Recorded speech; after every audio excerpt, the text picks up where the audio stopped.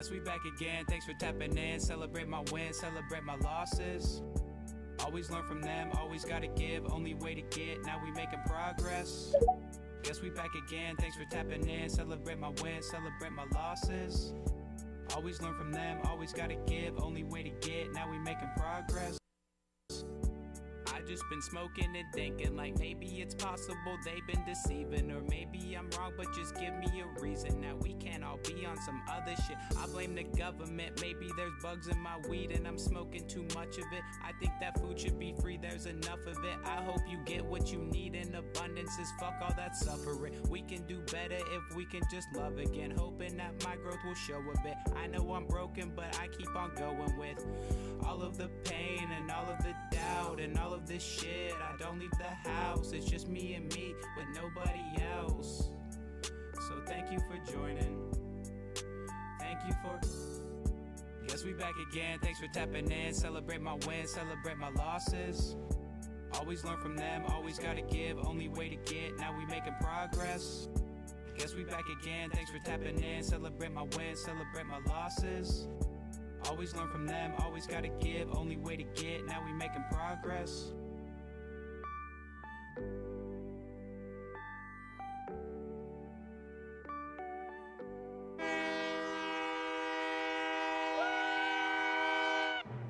All aboard! The Night Train with Willie and Bits on WX8BK. This is The Night Train on WX8BK. Our opening track tonight was Celebration by the one and only Mr. Jay Byrne, a big friend of the show, in collaboration with Denver Donkey. My name is Bits. I am one of your hosts this evening, and hosting with me tonight is a man who's become one of my best friends in the whole entire world. Even though his nuts are melting right now, he's still here to do the show, taking one for the team, Mr. One Wheel Willie.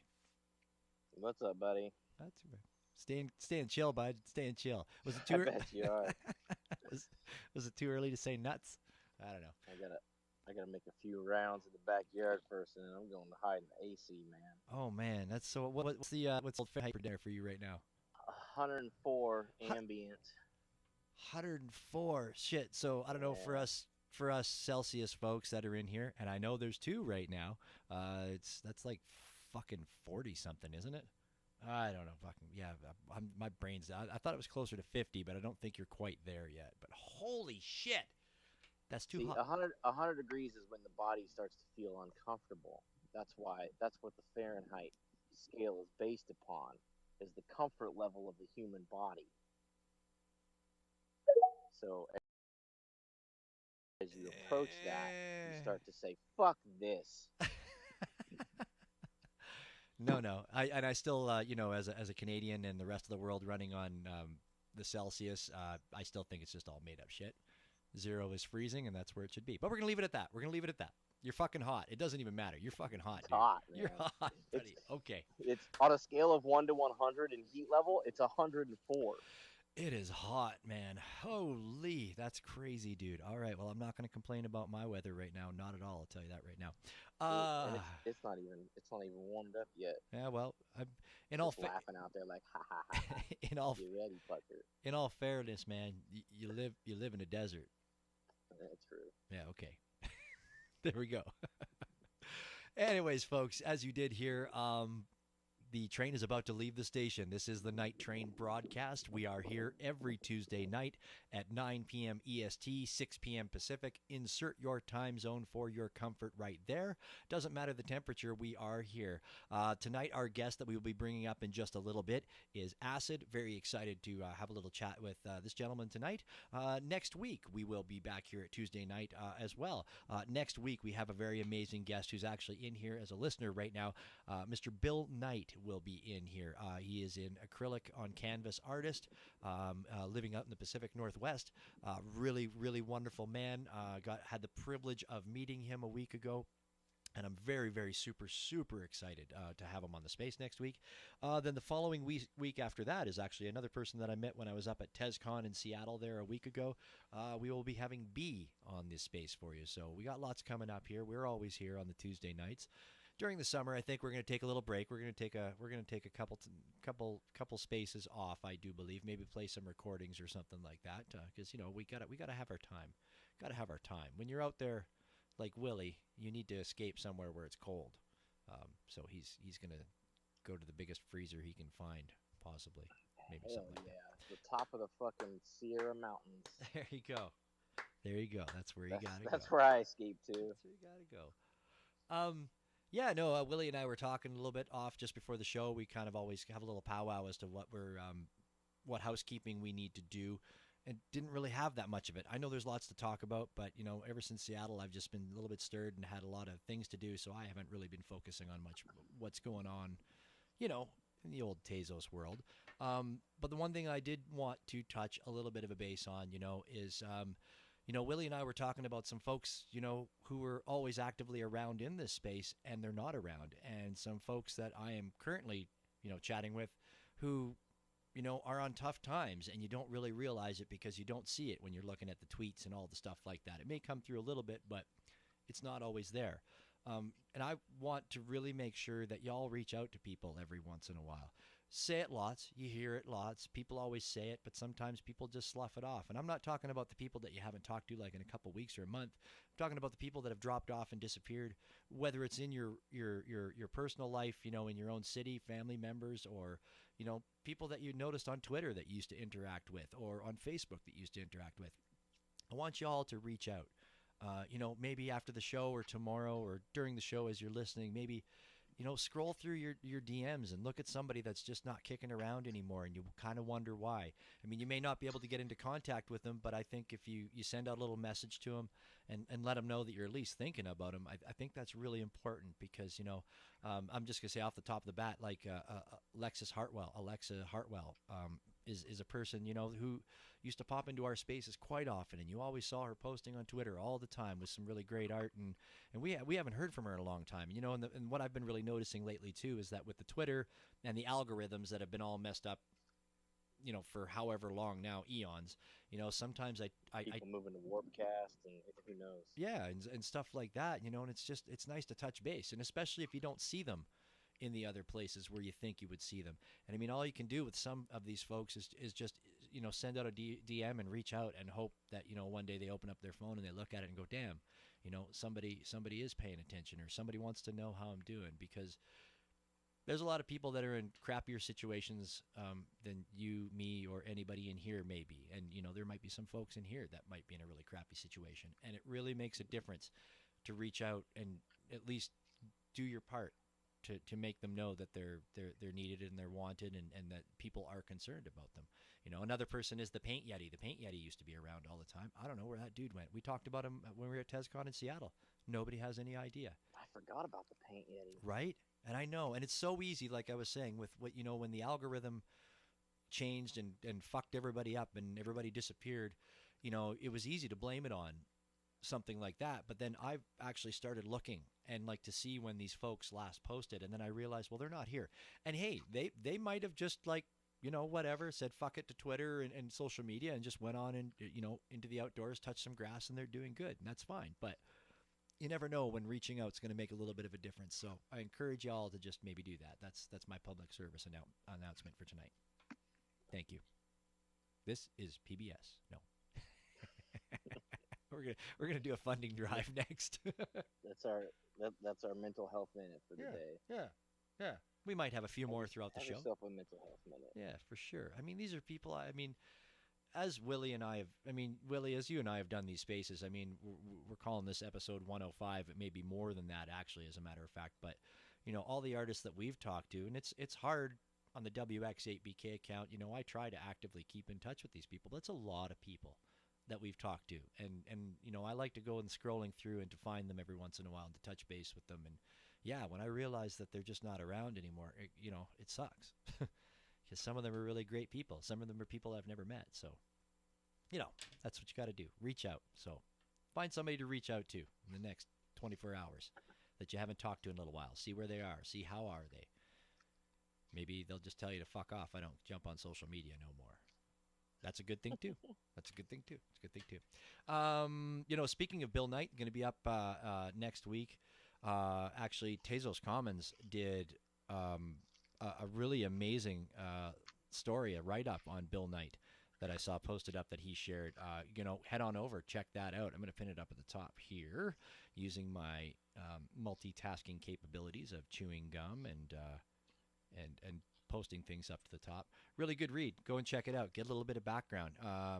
It was really funny when Bill is a friend of Fendel's there in Seattle. Fendel's been helping him out. Got him onto the old Tezos blockchain, minting his works. And I didn't know anything about his story whatsoever until I went to Seattle a week ago, and he was there at the NFT museum in Seattle, talking about his artworks that were on the screens behind him. And I was blown away. Once again, you don't know who you're talking to until you talk to them. And so next week, make sure you pop in and hang out with us, because I'll tell you what, I don't know all the story, but Bill Knight got a goddamn story. I'll tell you, probably a few more than one story. So make sure you pop in for that. I popped up the write-up they did at the top of the space there, I think in the old Jumbotron. If it went up there, maybe it did, maybe it didn't. That's how it goes. Oh, it's all different now, the Jumbotron. Look at that. It's huge up there. Huh. Oh, look at that. It's really a Jumbotron. It really is. That's crazy. Okay, well, already. I like that. As long as videos starts to work. That's all I care about. Well, the video's working so far. We got it happening up there right now, so it's kicking it. Yeah, that's, man. I just don't have anything else to touch on. Like I said, I'm getting all my little goodies that I got from TezCon. Some of the artists gave out some pretty cool, neat little things, and I've been framing all that up over the past weekend. I've been putting everything in frames. That's kind of what I went with my stickers. So, we've had this conversation on the show before, Willie, about stickers and like what do you do with them? Because you want to stick them on things, But my one memory of my great sticker collection was the beer fridge that I had amazing stickers on it that I had acquired, and then when the beer fridge died, I got rid of the beer fridge. I kept the door for a little while, but then realized it just wasn't the same. It's just not practical, man. No, you're just gonna keep a fridge door. I know, and everybody's like, "Oh, you got a fridge on your wall?" No, but so what I've done is what would be cool is if you turned it into like a secret room and use that door as like a door to like actually enter like a secret room. That'd be cool. Well, yeah, I'd be small enough to get in there for sure, and everybody that was at TezCon would have been small enough to get in there except for Hash Brown. Well, he's lanky though, but we're all short. We're talking about like a dorm fridge, right? No, it was a beer fridge, like whatever, like like a small dorm fridge, Okay, dorm fridge. That's a short joke. Never heard that. So what I decided is I got a bunch of these little itty bitty picture frames. They're smaller than 4 inches by 6 inches. And I'm putting my favorite stickers in those, and I'm going to do that on the wall for now. And then my stickers stay stickers, and I can put them up and move them around. I also thought about putting magnets on them, but that's a different story. So that's what I've been doing. Been putting my artwork and some of my artwork that's been sitting in a pile in the corner in my office here. I'm starting to get it into frames, which is making me happy. Now I forgot about the framing of the stickers. I got to get on that. Yeah. So that's what I'll be doing. I like to get all my artwork up on the walls when the old lady's out of town. That way she just comes back and she's like, what?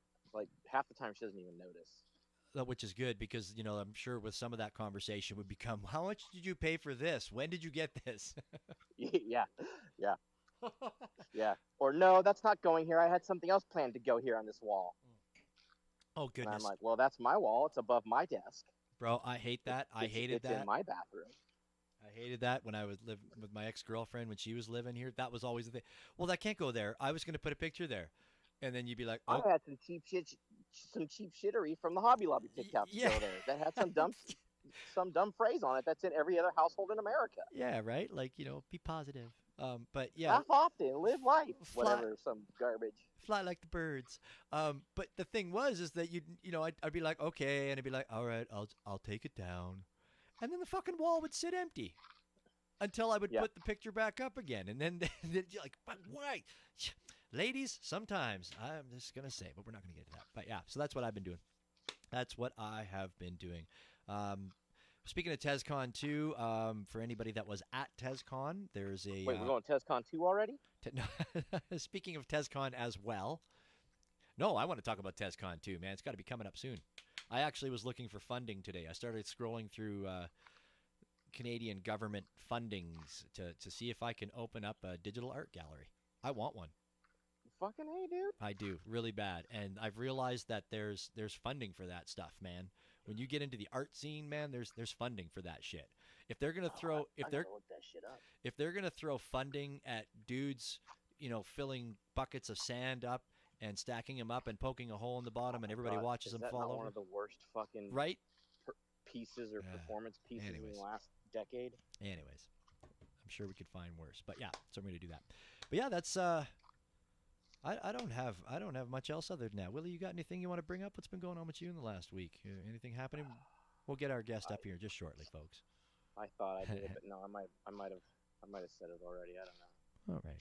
Well, we can get to that later if you think about it. If you think about it, just cut our guest off at any time and say it's all right. Just before we do, welcome our guest up to the stage. I wanted to point out too, Willie's been having a little bit of writer's block. He's been, which all artists do at some point in time. You have a little bit of block. We're going to be hopefully having our next collab funnel piece coming up for you very, very shortly. As soon as it's ready to go, we'll get it up there. The artwork is done. Texadelic has gotten the artwork done. It's just the wonderful write-up that Willie does. If you've ever checked out any of our pieces, which you can head over to wx8bk.com and you can find the links to go and find these pieces and purchase them if you are interested, like the one that we have up on the screen right now, which was our first drop with iteration. WX8BK Saved by the Future 2 is up there. You can, and also there's a link to our second collab drop with Fendel and Shilly Preston, Mr. Microphone. Really great piece. It's got an audioscape to it, so if you go over, head over to wx8bk.com and check that one out, and hear the sound and the little bit of animation to it. It's just well worth it. Really amazing piece. And then, of course, we have our third drop that we did with Ryan Annette, which is another one of our Canadian homies here. Celebrate the Canadian homies. Oh, I'm big on that. The Night Train, which he's a watercolor painter. He is visually impaired. He uses Google Earth to travel around the world to find spots that he finds interesting, and then he paints them. He used to do just strictly painting with the watercolors, and now what he does is he takes his initial watercolor pieces, and then he feeds them into AI, and then gets an output that way. So, you maybe want to check it out. He's actually just starting to work on a kid's book. He's had inspiration over the last in the last week. He's just starting to work on that as well. So, and then I don't think he's minting anymore. Yeah. I think that might be one of his last mints is our collab piece there. I think he's a little bit frustrated with the digital sales and things like that, and is just going back to IRL, where he does a lot better. So check it out. So if you don't see too many more mints from him, that could be the last one that he did. Right, and he's pulled a lot of stuff too. Like that's the other thing. He's pulled a lot of stuff down as well. Yeah. So yeah, keep an eye out. So and then Texadelic is going to be our next drop. Really great friend of the show. Texadelic was. Who you also can't buy new works from unless you're a member of the latest Backstage Pass. That is very factual. That this drop with us will also be one of the only ways to get his latest piece that is available for public. Man, we're getting the rarities, man. We're in touch. We're in touch with the people. We're getting some amazing rare people to work with us. Rarities and B-sides, man. Rarities and B-sides. No B-sides. That's what it's all about. Yeah, so if you don't mind, head over to wx8bk.com. Maybe pick one or two of those up. We're figuring out ways to reward the collectors. Not only are you getting the great pieces of artwork, some of them are artists that have never worked together, and it's going to be mind-blowing. It's going to be awesome when they come up. I mean, I look at the list sometimes, and I can't even believe that Willie gathered these folks together, and not even gathered them together. Willie put out the call, and it was like instantaneously all the spots were filled. So. Keep an eye out for that, of course. Follow WX8BK. Head over to the .com. We'll keep you informed when those next drops come out and get them for you. I was just kind of wondering, are you chewing on celery or are you walking through water? Oh, so you can hear that? Oh, no, yeah. that's the weeds in my backyard. No shit. Oh, crunching? They're like fucking dried up and poor. Okay. Yeah, it's prime ant killing time, so I I gotta kill my ants, and then I'll be walking back, and I'll go All right. sit in the AC. Fair enough. Fair enough. You get to your AC bed. Alrighty. Well, I think it's a pretty damn good time to invite our guest up. We gave him the microphone. He's been very patient, waiting for us and hanging Keep out. your eyes open on Father's Day. I'm thinking a Father's Day drop. Oh yeah. I'm thinking we'll mix it up a little bit, and then you know, might reward those that picked up first day. Trying to figure something out for that. So won't be mentioning that again. All right. That sounds good. Father's All Day right. it is, which is this Sunday. That's this Sunday, Father's Day. This Sunday, yes. Sunday. It's Father's Day. We'll sell you the whole seat, but you'll only need the edge. Father's Day. All right. Okay, well, it's time to get on with the show, folks. It's time to move on. It's time to get to the point and the reason that you are all here, and it's time to invite our guests. Oh, man, it's got a vibe in here. You know, I keep focusing on the Canadians tonight, and there's a reason for that. I do believe our guest tonight is a Canadian homie and represent. Yeah. I'd like to welcome up to our stage. You can unmute yourself. Welcome to the show, Acid. Hey man, how's it going? It's going good, eh? Yeah, cool.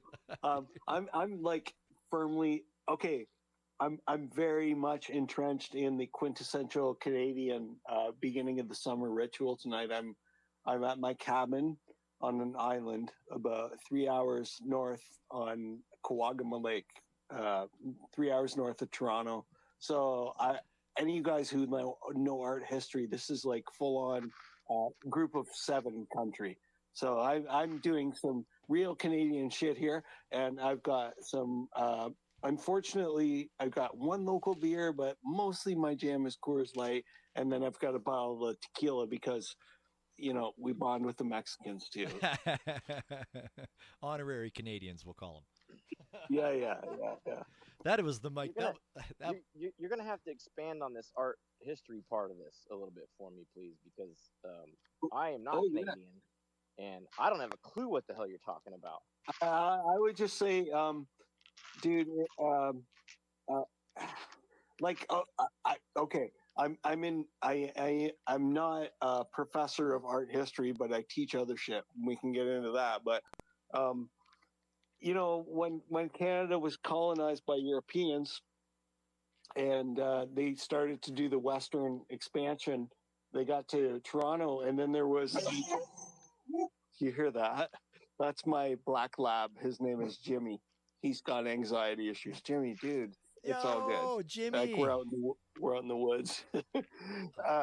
But they decided to explore the New World or the West landscape and do these paintings, and they sent them back to the salons in Europe, and the salons in Europe were outraged, and they thought it was horrific, and it was. I remember one of the quotes I learned was, "It looks like the inside of a drunk's stomach." So, but I'm in the landscape of Canadian art history right now. So if you just go and you Google "Group of 7 Canadian painters," you're gonna see all of it, and it's tame shit. It's just landscapes. But you know, you've got to think about the fact that before people came to the New World, a landscape, especially in Europe or the United Kingdom, looked a certain way, and here it just looks different. So and here it looks better. Now they're spending thousands of dollars to come and check out that landscape, right? Yeah, oh yeah. There's plenty of tourism people. Yeah. Boom. Group of 7. The Group of 7 Painters, Canada. It's got a bit of a look to it. It's landscapes, and when I was a kid, I didn't give a shit. But you know, when you get older and you spend time here, you start to understand. Dude. Like, yeah, love it. Yeah, well, I mean, it's an interesting story. It is like way to come out of the gate, boom, hard. Yeah. Boom, right out of the gate with art history. Right. All right. My day job is I'm a college professor of art and design in Toronto. So Wow. yeah, it's weird, eh? People are like, "What?" Well, yeah, you're like an artist with a job. That's wow. I mean, I'm an artist and I have a job. Yeah. But before I did that, I worked for almost 2 decades as an illustrator and I was back in the old days. I was sort of the one of the old G's that wrote like books about Photoshop and stuff like that. So I was kind of that time when when digital art was originating, and I was just one of those kids that was really into it at that time, and I just wrote it. Dude, that is really awesome. And that's like that's so cool. That's like modern day folks that are, writing up shit on AI. Except you actually probably wrote a book. And I agree with you. There's so many people fucking shitting on AI. I'm like, dude, if there's a new tool in the toolbox, you should throw it in your toolbox and figure out how it makes you a better you. I cannot stand this crying about AI. The genie's out of the bottle, man. Like, fucking bend it to your means, right? Like, it's stupid. Yeah, Elon's going to ban all Apple devices because they're working with OpenAI. Jesus. Like okay. Security risk. Well, you're the fucking security risk, bro. I'm going to pretend to care about that for 1 second. Yeah. He's not going to get rid of half the people 70% of the people that use his platform. Yeah. Dude, it's just, Elon's just a rich kid, man. He's an egomaniac rich kid, so he's going to do what he's going to do. Oh. No rhyme or reason. Facts. That is facts. 100%. 100% facts. Dude, well, I'm glad to have you on tonight, and the way you came out of the gates, I'm digging this, man. So I'm a Canadian. I'm over here in Alberta. I'm in Calgary. Oh, cool, yeah, man. Yeah. I've got a nephew in Calgary, actually. He works for General Electric. He's a nice dude. He's an engineer, and he says good shit about the people of Calgary. Yeah, we're all the right. Interesting, Calgary is a sort of a, I don't know, man. It's kind of like an either or zone, because you've got the fucking crazy people in one way and crazy people in another way out there, right? Am I right? Yeah. Well, I mean, I think that stands to go anywhere. I mean, well, I'm in Toronto, right? Yeah. So well, Toronto is it's just so like, and I'm like, think about it this way: I'm in Toronto, and I'm the kind of guy who can afford a house, and he teaches at an art college. So my whole world is liberal. Yeah. Right. Yeah. So but when I come up to the cottage, I get into the conservative kind of vibe, which is all right.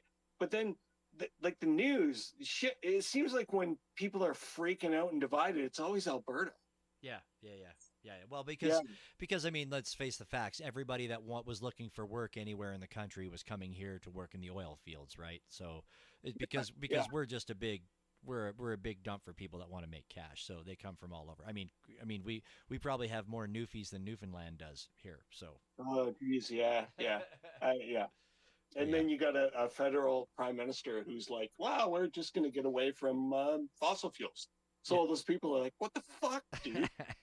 Like, yeah, Canada is in a bit of a state right now. But that being said, I think we were born into a very fortunate circumstance. Like in my life, I'm 54 years old, and in my life, I've lived in Ontario the entire time, and it has never been bad. It's always been decent, and I have nothing but gratitude for the nation. So, leaders come and go and all that fucking crap.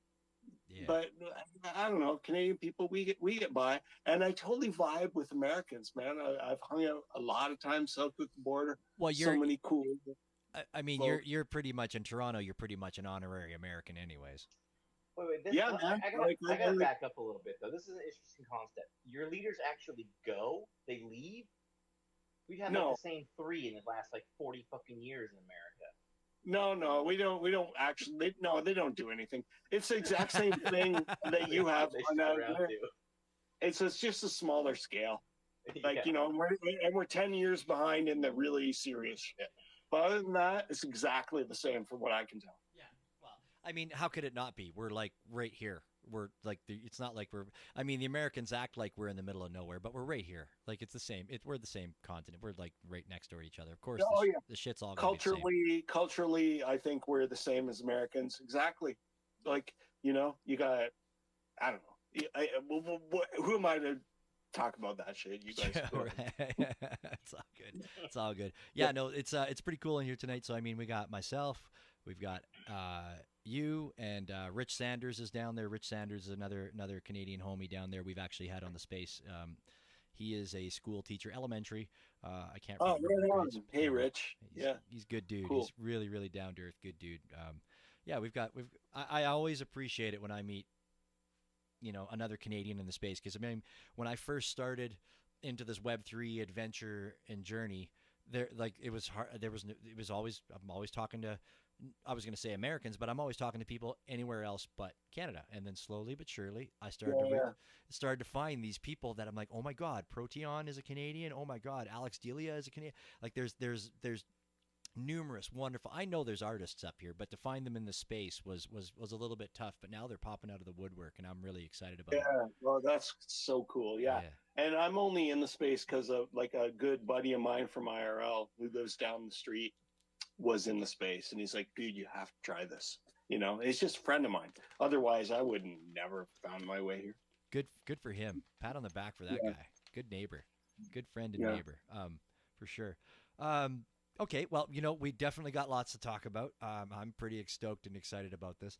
So let's just start a little bit, if you don't mind. Like, you've given us a little bit of your history. So were you always an artistic person? Were you, like, when you were a kid, were you always artistic, or was this something that you kind of grew into? No, man, always. Like, earliest memories, just drawing shit. Like, my dad thought I would like to play baseball. And like every little kid, you get in the little league, and they put me in shortstop, and I just sat down and drew pictures in the dirt. Like, I couldn't give a shit about the game. You know what I mean? Like, I have the same now. And my mom always made sure I had magic markers and stuff. And I told you guys, I'm 54. I was born in 69. So I kind of, as a child, it was the 70s, which was really weird because I just drew pictures of fucking Batman and Kiss. Right, with these magic markers, that was my world, and I was just psyched about it. But going through life, like, you go through high school and all that, I didn't care about anything, and I also I grew up in Ontario. I don't know where. I know you're from Calgary. Where are the other dudes from Canada from? Rich he's in Ontario. Somewhere as well. I can't recall right off the bat, or if he even actually told us where he is, but he's in Ontario. So I grew up in a town of 16,000 people in a tobacco farming community, right? So I felt like just culturally starved when I was a kid, and I bought a car, and I was like, all I did was come to Toronto to see punk shows, shit like that. But it was just like, when it came time to finish high school and choose what you do with your life, I'm like, I don't know. I was always the kid who figured out how to get 50 and no more. And so I just applied to some art colleges, and Humber College accepted me in Toronto, which was awesome. And so I took that one because all I wanted to do was move to Toronto, right? And I learned this is pre-computer. I learned the tactile, like the hands-on graphic design, stack cameras, CompuGraphic typesetting systems, Rubylith, all that stuff, to be a designer, and then just started work. So I don't know. I didn't even know how motivated I was. I was just the kind of kid who was like, "Fuck, I don't know what else I can do." So here we go. That's the story there. Right. So a lot of your stuff when you were like with art, like as you got into the high school and secondary, was you just went right into kind of like the graphic stuff and things like that. There were no traditional studies or anything like that in the arts? Well, I mean, like with traditional studies, you mean like life drawing and all that? Yeah, and No, that was basically what all that was like back then. So I did all that. Okay. Like, yeah, it was very old school, like my art education, even into college. Yeah. Yeah, and I remember when I got I was born in '76, so not too terribly far down the road from you, but it was still, I was in that generation of where it was the overlap of what you were learning, but then the new technology that was really horrible and clunky, combined with it. But the old days of graphic arts, like, because, well, I mean, obviously when I was in the graphics arts classes, like in junior high and high school, it was that. Like, there was no fancy dancy technology, man. It was Yeah. yeah, straight up, like you wanted to draw something, or you cut it out, you drew it and cut it out on film with a friggin' X-Acto knife, and like it was. Yeah, and that's where I come from, and I still kind of work that way, and I think that's just my vibe, you know. Like, and I mean, there's people shit on AI all the time, but I'm like, fucking, what's wrong with you people? AI is just a tool in the box. Do your thing with it. So like, if I do spend 7 hours cutting Rubylith and getting just the right thing, what who's to say that I can't throw that into my own AI script and figure out 10,000 different ways to do it in 5 minutes? Fuck you. 100%. Well, and it still takes your vision, right? Like, it still takes you to get out what you want. Yeah. I mean, I don't care what the tool is. It's not the tool to blame. It's the fucking artist. There's so many people who are just trying to get AI to do anything for them and get attention. It's just stupid. Yeah. I'm 100% technology embracer, but at the end of the day, my favorite thing is to draw with charcoal on paper and to paint on canvas. So, you know, I think we can have it all, honestly. Yeah, for sure. Yeah, no, we've had these conversations many times on these spaces about the whole AI thing. And we've had lots of AI artists, and you know, and you're a really great person to have in on this conversation, because you were there when Photoshop. I mean, some of these folks weren't around when Photoshop came out, but we've talked about it, where like everybody's like, "Oh my God, Photoshop, that's it! Like it's horrible. It's just like it's not. Photographers are gonna go the way of the fucking, you know, the dodo bird, and it's like, no, it's a tool." And No, it was like when I started doing the Photoshop thing was like, and that was my first, like, as a grown-up, push into being enthused. Like, because when I went to school and I learned graphic design, it was like, well, I can't do anything else. I got to get a job, right? So this is going to be a good gig. And I was into it. But until I worked at a place where we got like the second version, 2.0 of Photoshop. So imagine Photoshop before layers, right? And imagine you thought that it was like the most incredible thing in the world. And I gravitated toward it. I was like, so that became my jam, like Photoshop. And all I wanted to do was work in Photoshop all day. So I took a night class at a college that was near me in the east side of Toronto about Photoshop. And then I just answered an ad in a marketing magazine, said Photoshop God wanted. And I called the guy. I'm like, "You want a Photoshop God? I'm the Photoshop God. Take that sign down." And yeah, it was a weird thing, but that guy and I had like a really good rapport, and it was a small company with a really cool dude that owned it, and he was psyched about exploring tools at the time. And in the 90s, like, all the shit was new, like 3D modeling was new, and yeah, it was a good time. And I don't know. I just kind of cut my teeth in it hardcore. You know, I was a young dude, and I'm a workaholic.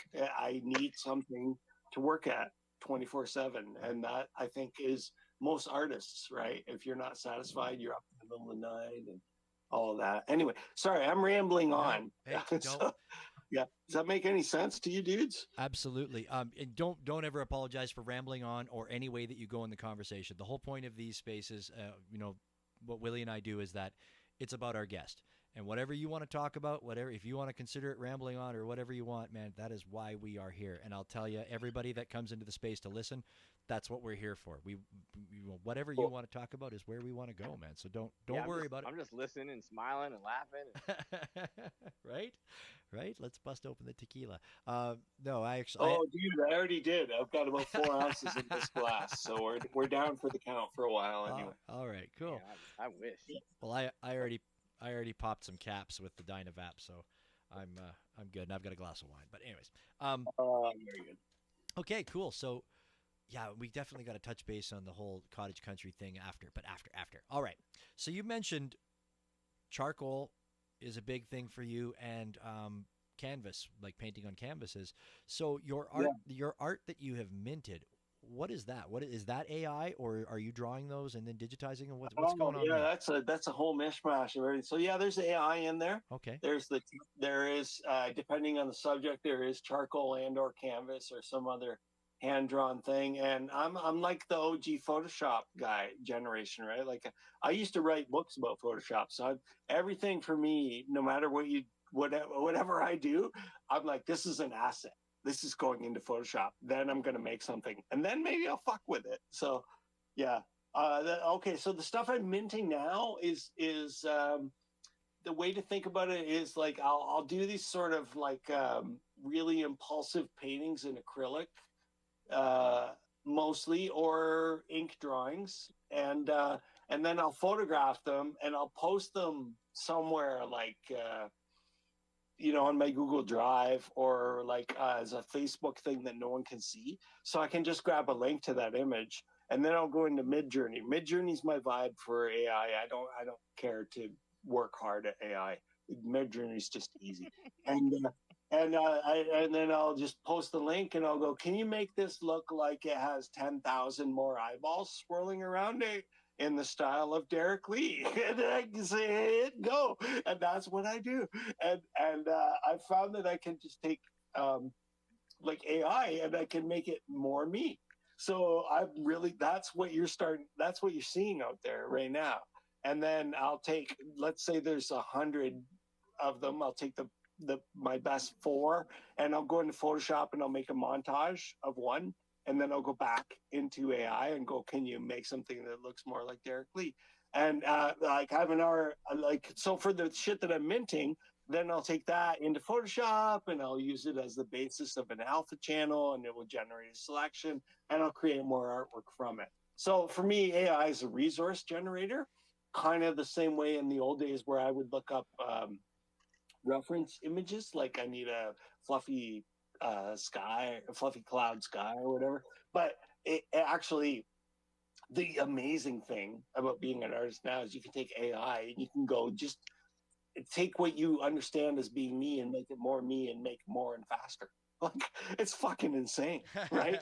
I'm on board, and if you're crying about it, well, then you are obsolete. Yeah, the genie's out of the bottle, man. No, So totally. Go ahead. Have you said you use Midjourney, but have you messed with any of the stuff that's like Photoshop native? I know just basic fucking a little bit. Yeah, I have. Yeah, because I teach some courses that have that. But I can't say either way whether the Photoshop stuff is good or bad, because as an artist, when I get into a groove, I just don't explore anything else, right? So I've got this way of working in Midjourney that I like, and that does the job for how I want AI in my workflow.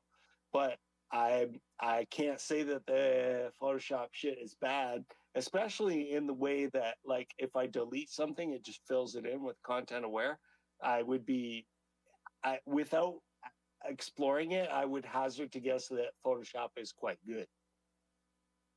I just wondered, like, if there was like something about the style that Midjourney outputs, or if you've already like trained better that no, yeah. It's all familiarity, and Midjourney has a style, and I would say that the one thing that I've tried to do is force it away from the style towards the style that I want it to do. And I've got to a place where I can make it look like me. So right now I'm happy, but like all technology that's evolving, I'm not married to Midjourney. If it's not working, I'm on to something else next month. You know what I mean? Yeah. Do you use a specific version of Midjourney? Yeah, 6. Okay, because we've had the conversation here about like when it went from 4 to 5. But like I kind of liked the impurities and stuff of 4. Like it had this really cool vibe to it. I'm with you on the whole. Like there was a certain way that AI looked when it was older. Yeah, I like that too. But just, I mean, I loved all that.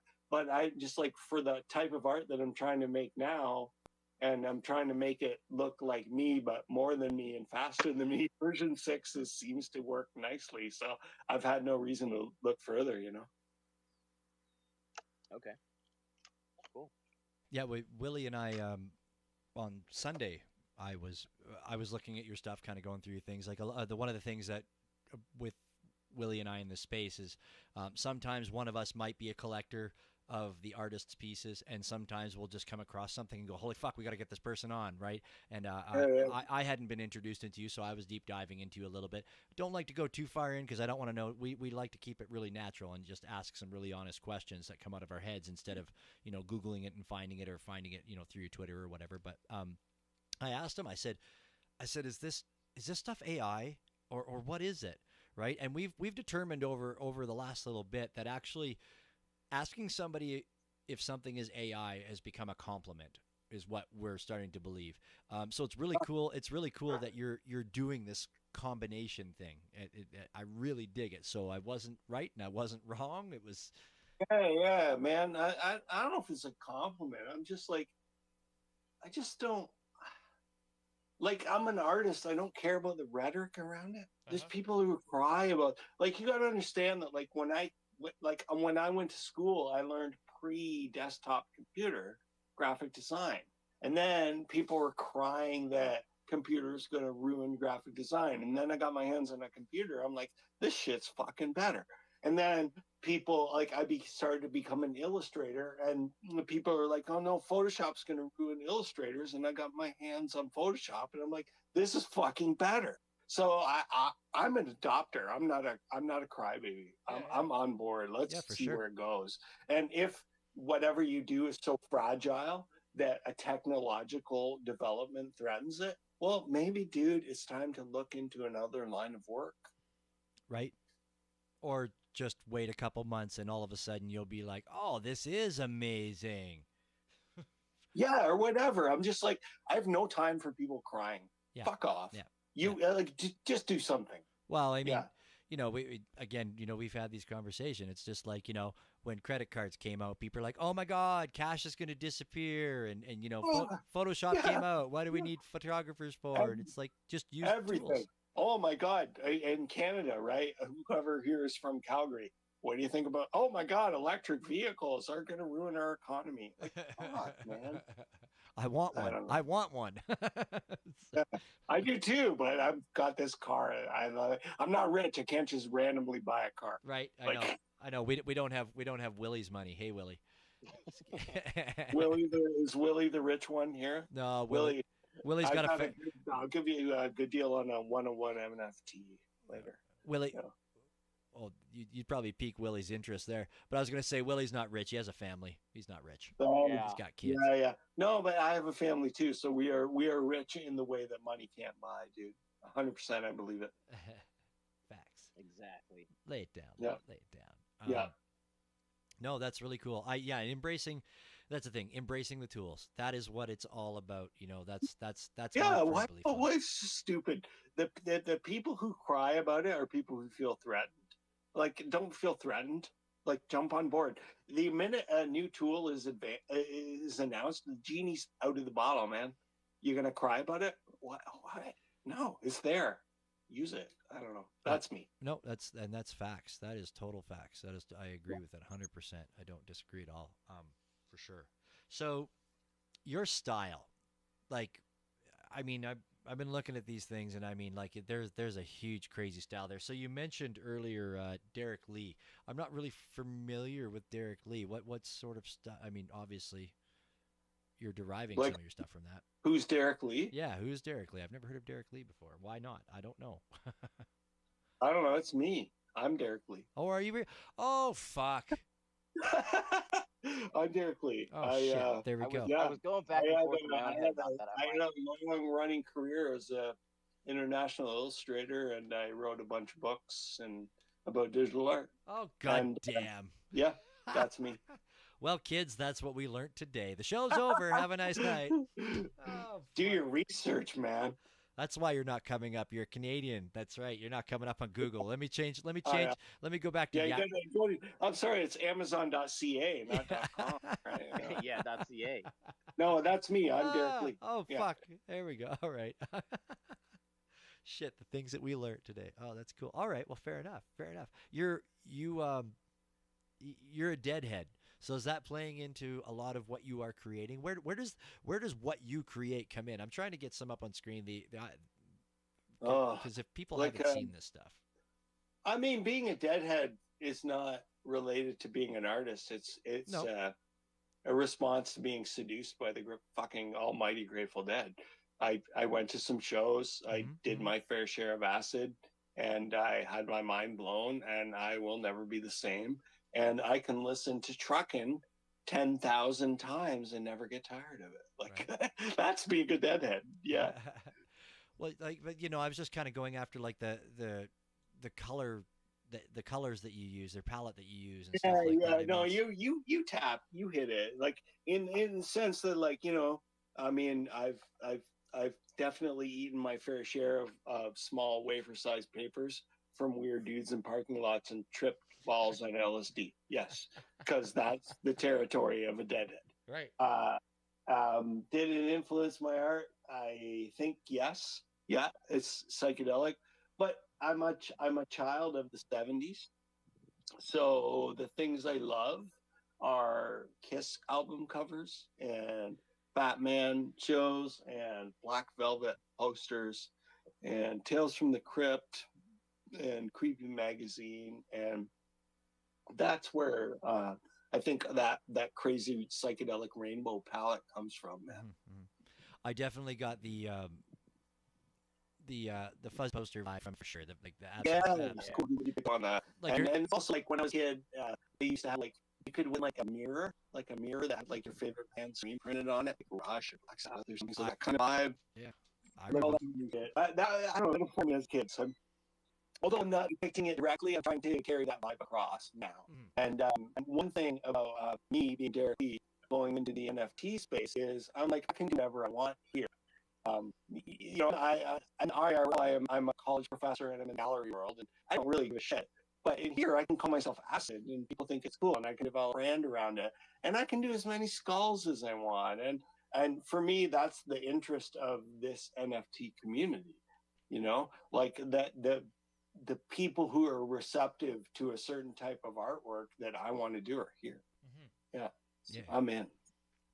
Have you ever thought about trying to get like physical, velvet prints done of your stuff? Yeah, actually I have, and I can't find anyone that will print with black velvet.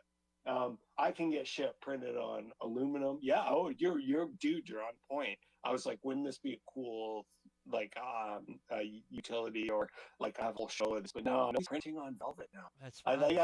I feel like, and here's my thing about as a Gen Xer, I'm like, you know what? It was probably like such a fucking toxic nuclear process that it's outlawed now. It only happened in the 70s. I don't know. Maybe that's the thing. I mean, I don't know. Maybe it's that we could start a resurgence of this. I mean, everybody, never mind the black light stuff. Like, maybe everybody needs a new Velvet Elvis. Maybe we need, I don't know. So, like, so what you're saying, what I'm hearing you say is the 2 or 3 Black Velvet posters that I may have rolled up still could be worth a Bitcoin or two. Man, don't talk to me. If you can't get it anymore. I'm like fucking, I don't know anything about money. I'm an art dude. Like, I was just like talking to another artist here recently. I'm like, God, I only started in the space in like at the end of November, right? So I'm like, what is this meme coin shit? No one cares about art. You're all just pumping crap. I can't even open X lately. I don't know. Yeah. I don't care about value. Yeah. Fuck that. Yeah. That's coming from true artist. Yeah. Right there. Yeah. Art is a journey. We only have so many hours on this earth, and I know how I want to spend them, and I would like to have some eyes on it. And apart from that, I'm not interested. That's a beautiful way to put it, man.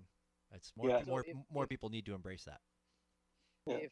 If psychedelics are like the style of your Web3 NFT side, I'm kind of curious as to what style is your your IRL side, your upside. Oh, well, you can just Google Derek Lee, dude. It's everywhere. But if you know what, dude, I'm sorry, I don't have glasses. I'm looking at who you are. I'm on my phone, and I'm 2 kills in. But there's overlap, man. There's overlap, and you'll see.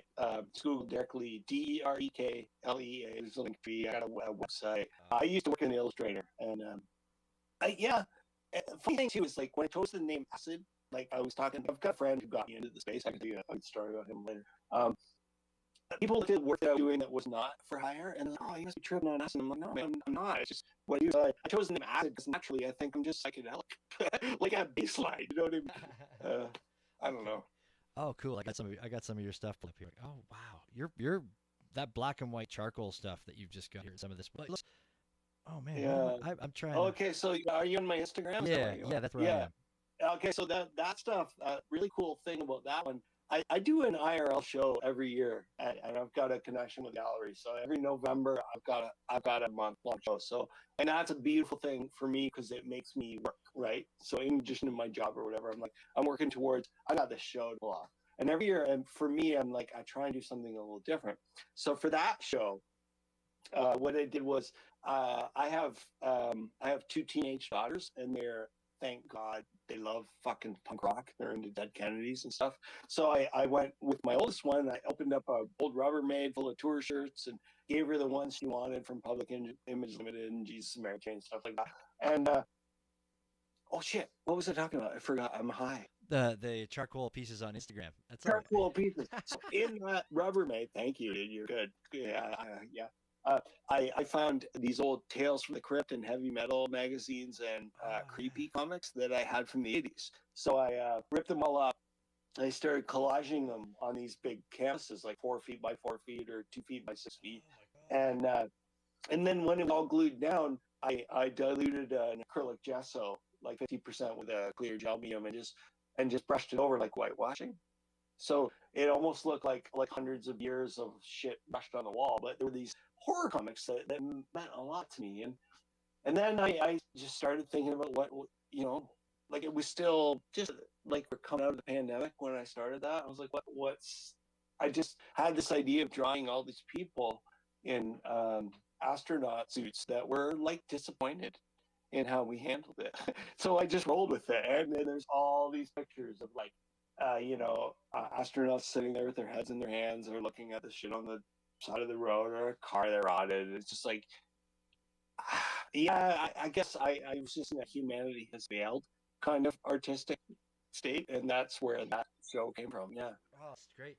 I'm actually just right now in the screen. I got the one piece. It looks like the old kids telephone that used to have the eyes that moved and you pulled it along, kind of thing. And you yeah. So there's a good thing to talk about AI because I took this picture of a phone, I just Googled Fisher Price telephone, like thing I had when I was a kid, and I started sketching on my Samsung tablet, and then threw it into Midjourney and started typing in words like retro and Fisher Price, and I got that outline, and then I just used it as a reference when I sketched on top of the collage.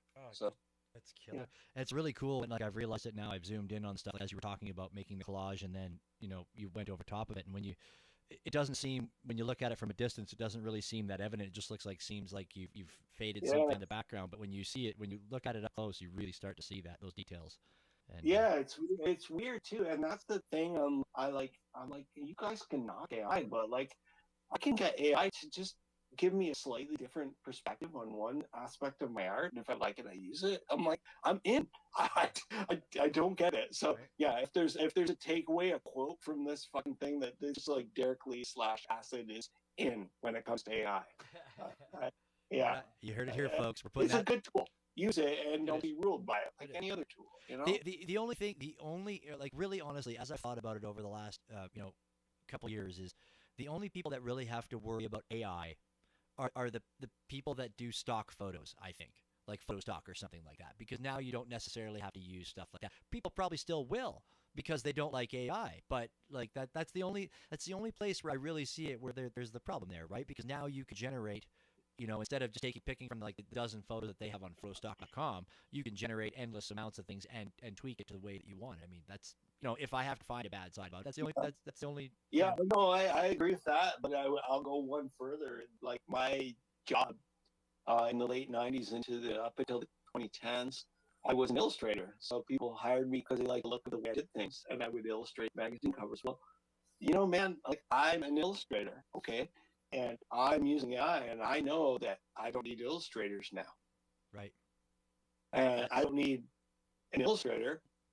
Another thing was I was like, as part of my job as like the professor in graphic design, is I do a little research. So I found something that was like we have an entire course on branding, like where people talk about branding and identity and style guides and logo design and all this really deep shit that graphic designers should know. But I just went to the AI thing and went like, you know, here's my company. Here are 4 adjectives to define it. Give me 500 results. And like, there were more good ones than I could go through, and I took them a bit. So like the genie's out of the bottle, man. We're gonna live with it. We're gonna figure out the next wave. Yeah. Is what I think. Yeah, you're not putting back in. People sit there and bang their head. I just don't get people cry about shit. They want to stop things. I'm like, oh man, every time anything happens, there's no turn back. So, you know, I don't know. Either I jump on a wave and enjoy it, or fuck off. Or find another way to pursue, because this one's changed. Go back forever. Go eat some granola and carve a piece of wood. I'm not saying that I'm committed long term, right? Like this is now, and this is my current groove. If it starts to suck, like I don't know, just like other people will go. Like I just don't get the rhetoric. Yeah, it's very whatever. There's always gonna be haters. Doesn't matter what, right? There's always gonna be haters. I saw you on an Instagram post. You got a photo where you've got a guitar pick Tool on your Tool fan at all? Oh man, I love Tool. Are you a Tool fan? 100%. So as well. Yeah, man. And obviously you're a fan of Stray. Oh, of course. The dude, like, yeah. I mean, unnecessary point of discussion. I'm just at this one. The Tool thing. Oh, I love Tool. I don't even, like, I'm like a music nerd first, or a second, right? So I've got a huge record collection. Tool is very important. Yeah. Dude, 100%. I'm a big Tool fan. When Willie and I were at Art Basel in Miami 2 years ago, and we were at an event. Put that on, Willie. It was Trivia Labs put on this amazing rave. Yeah. Like in like downtown Miami. There's like the 7-acre lot that's an old factory, and they use it as a venue. And it's one of the most factory towns called actually, one of the most amazing venues.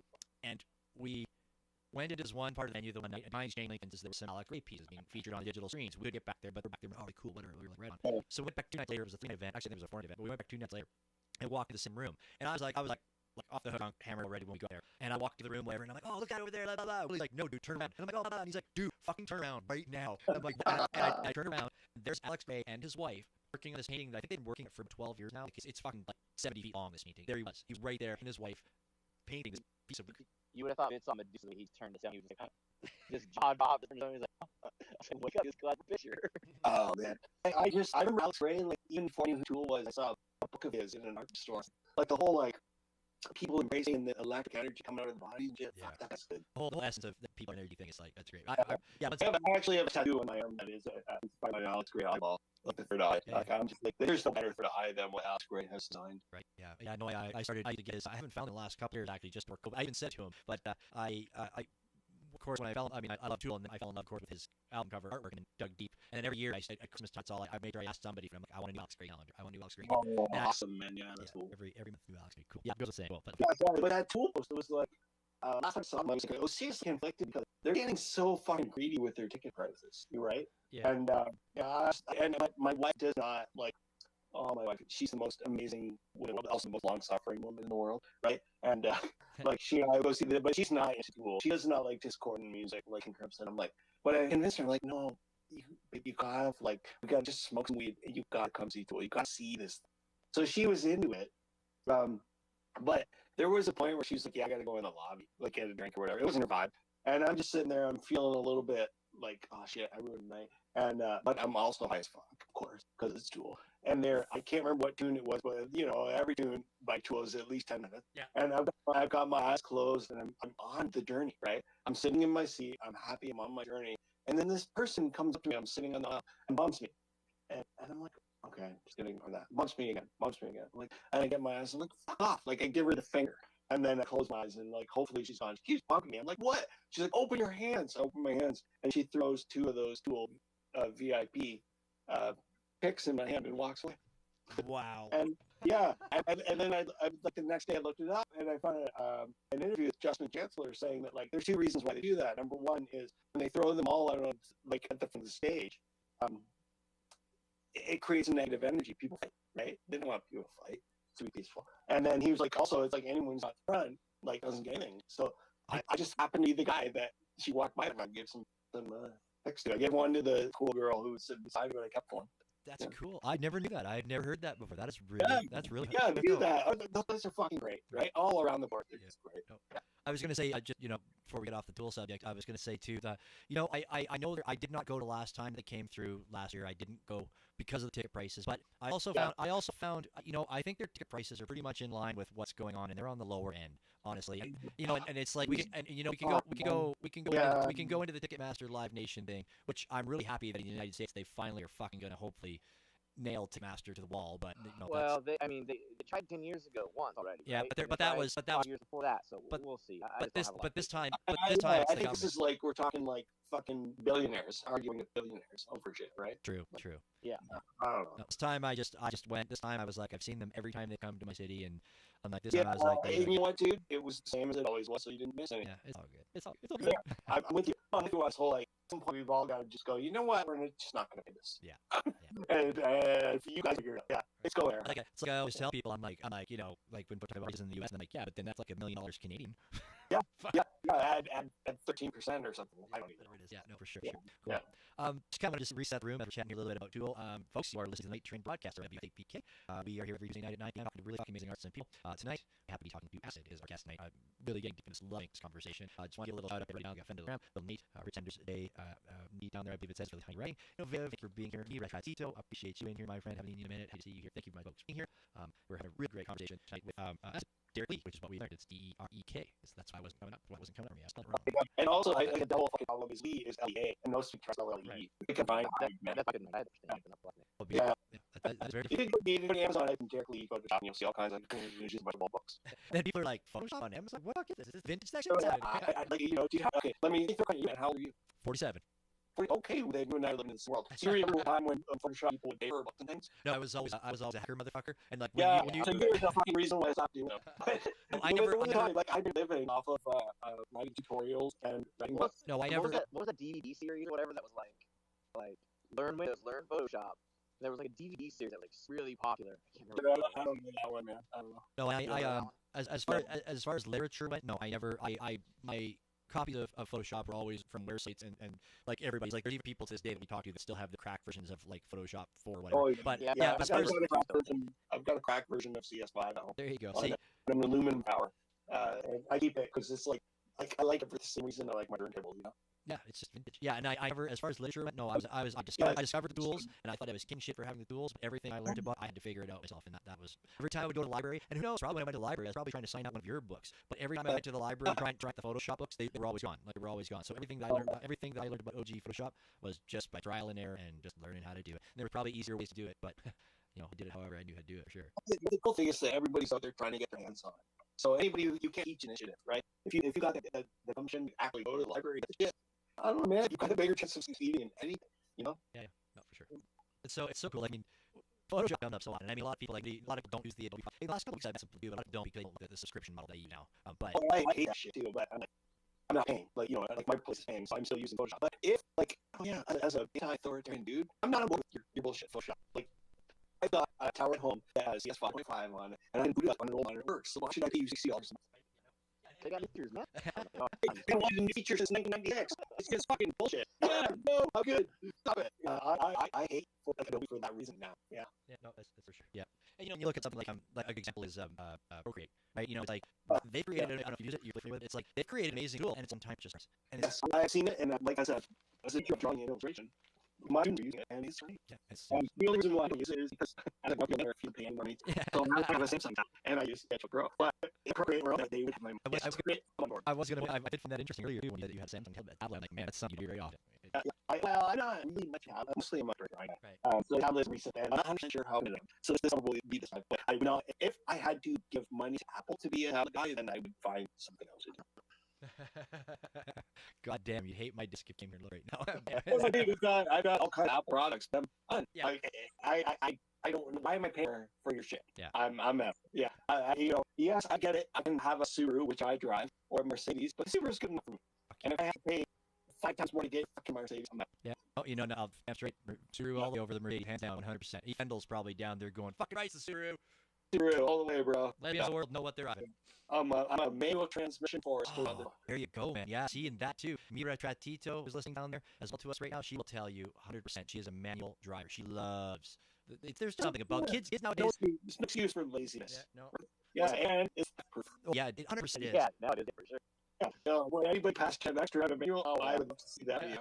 No, I learned how to drive 3 and 3, and I mean, like, even some manual drivers have no idea how that works. So that was But interesting. dude, what is that? I don't know. Oh, really? So, like, the old column shift, right? Like, to put into park reverse, right? The column shifter, right? Yeah, So, yeah. but this was a 3-speed manual that was up on column like that. So it was an H. So you were close to the driver, and up was first, straight down was second, and up and forward was third, and then straight down from that was reverse.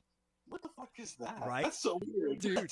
Wow. My dad- Wow, that's weird. Yeah, my dad had that, and he would take for oil changes. They would call him up like an hour later, be like, How do you move this car? Yeah. Was it always Chevy pickup? It was a GMC. Wow. I don't know if anybody made one like that, but yeah, my grandpa had one. Yeah, they used to be coming in cars too. Cars used to have it like I mean, you don't even see. I mean, column shit is gone. Like you don't see Yeah. column now. Well, I've never actually seen that in my life. And I'm Yeah. not exactly young. You know, like what the fuck? That's crazy. Yeah, it was a What? wild thing. But yeah, I mean, standard. Let's go, folks. Let's go. Yeah. You're, But I've got 2 daughters, so you try to teach them to drive that downtown Toronto. the thing with me with like the new vehicle, like I totally understand and I get it. Like CVT transmissions, and I get it. I understand. But it's like to me, it's like how the fuck does this car know what gear I want to be in? Like, serious.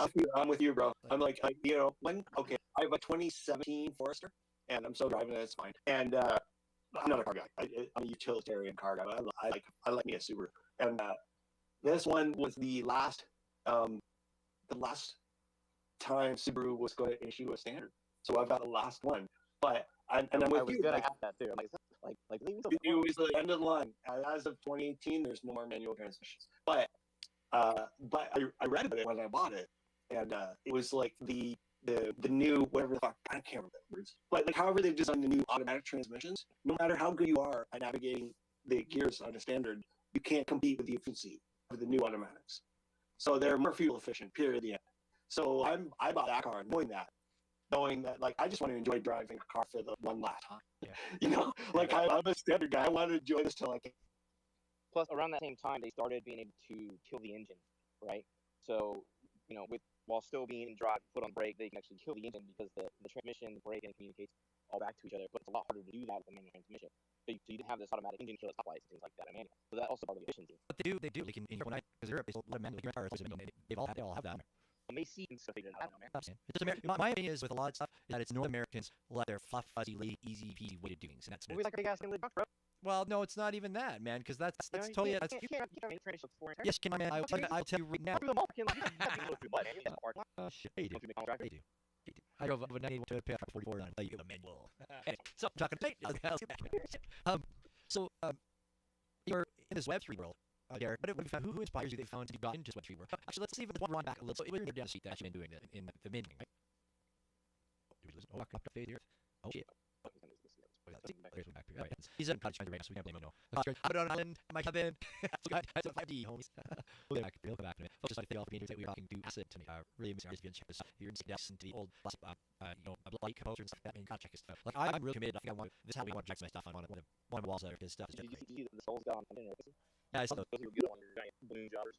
No, I did see that. I come along. I just the whole room with his art would just be like off the hook, man. Like it would be like transmit yourself back, for Well, years. Yeah, I'm sorry. I wrote a little earlier on that. I don't know. I said, Yeah, room. God, man. I had lots of that shit, man. Like I was just telling Lily, I heard a conversation about like I do video productions on my house for Halloween and Christmas. And I mean, as soon as I saw your stuff that you're reading, I'm like, well, it's like a really fucking killer Halloween thing going on. Well, that's awesome, man. That's cool. Halloween is like the only fucking prescribed holiday that like everyone's like, I was raised Catholic. I hate Easter. I hate Christmas. All that shit. On Halloween, man, Yeah, no, I go very deep in Halloween for sure. You stuff which lends itself. That, so yeah, you're down the road and the one that got you into mixed stuff on the blockchain, yes? Oh yeah. Oh, crazy story. You want to do the longer version or the short version? You hit up whatever you want to. I'm just I got it. I've got 5 full beer, so I'm gonna just start like I'm that's what Jimmy. He's Jimmy, dude. Or this mean watch the cottage, so there's stocks and things. So he freaks out. I got 2 left. Sorry. All right. yeah, so my neighbor, right, got tracked, and I was freelancing as an illustrator for years. But my began work back then. You remember we didn't have social media, we didn't have bands, so I would print out like postcards and things, and then buy a list of agencies and send my shit out. And you go like, you need an illustrator, call me. And my new friend, his name is Andrew Suda, and he worked at Benson Burton Darcy, which is a huge international agency. Or I took an gas station. Yeah, dude, I love your illustrating work. We just need some bullshit together here for this, some gas it's around. I'm on board. He's like, cool. When I was really young, and when I worked with magazines, I just did what they said, and I really needed some fucking money that much, so I spent about $1,500. I'll do this $1,500, no questions asked. And back he called me, and he's like, dude, Andrew Suda. I'm like, yeah. And he's like, it's about your. I just think that quote too high. Oh God, I need some money. And he's like, I'm gonna throw it in the trash. He's like, listen, send me one for $3,000, and no one's gonna blink an eye. And I was like, no, and this is 100% true. I'm a freelancer. This is the director. He's like, send me one for $3,000. No one's gonna blink an eye. I'm like, I'm in. So I sent him, and they got approved. I got $3,000 for this stupid job, and he was my friend. Like, this dude. And so we were corresponding by email a little bit. I'm like, dude, oh yeah, East York is the part of Toronto we live in, and we lost touch, over the years. But I'm downtown. I'm constantly going to gigs and concerts and things, and I'm like at the Horseshoe. Any Toronto guys knows the Horseshoe is like a fucking institution for 100 years. So I'm there, and I'm seeing a band, I'm taking piss, and I look over the urinal, and it's Scooja.com. I'm like, fucking Scooja. I'm like, that's that dude. So then I go home that night, and I'm in the house that I'm newly occupying. I Google this thing, and I realize that the house I just bought is like literally 14 houses down the street from his. Wow. Yeah, and we are just the best friends. And he, like every year I do an IRL show where he's like, he introduced me to the guy who owns the gallery. And he basically said, you got to get into this NFT space. And that's the only reason why I'm here. The only reason why I have wallets, any of that. It's all Scooja. That's He's cool. Well, Jimmy's upset. Jimmy, what's going down, man? Like, come on, buddy. I was really cool. Jimmy, chill. I saw you cruising with your dog. I have a black lab as well. So, oh, what's your dog's name? Roll him. That's a good one. Yeah. And how is he? Is he chill? Oh, he's 110% high energy. You know how the dog always emulates their owner, and yeah, he's fucking he jumps off a 3-foot curb or a 3-inch curb like it's fucking 10 feet tall. Like I don't know, man. I love labs. Yeah, they're the sweetest things. Yeah. Absolutely. Yeah. So you're so when he got you into making stuff, like where did you first mint? Was it Ethereum? Was it Patos? Where did you go first? Yeah, it was weird because I didn't understand how it worked, right? Like I didn't know how collections worked or anything. I just started like uploading things to OpenSea because he was on OpenSea, and I did like 50 versions of these cool skulls and minted it, and just figured naively that people would come across and find it and buy it all, and that didn't happen. I burned a lot. I sold a few, and I think it was the Tezos community that got me really into Web3.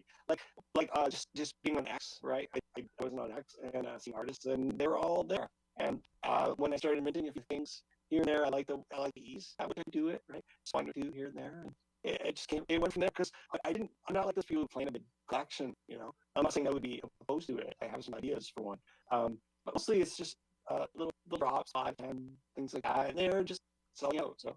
Lots of work on Tezos. And then like the people that I know are all Ethereum folks, so I started moving to Ethereum, and those are sold out. Yeah, your foundation pieces.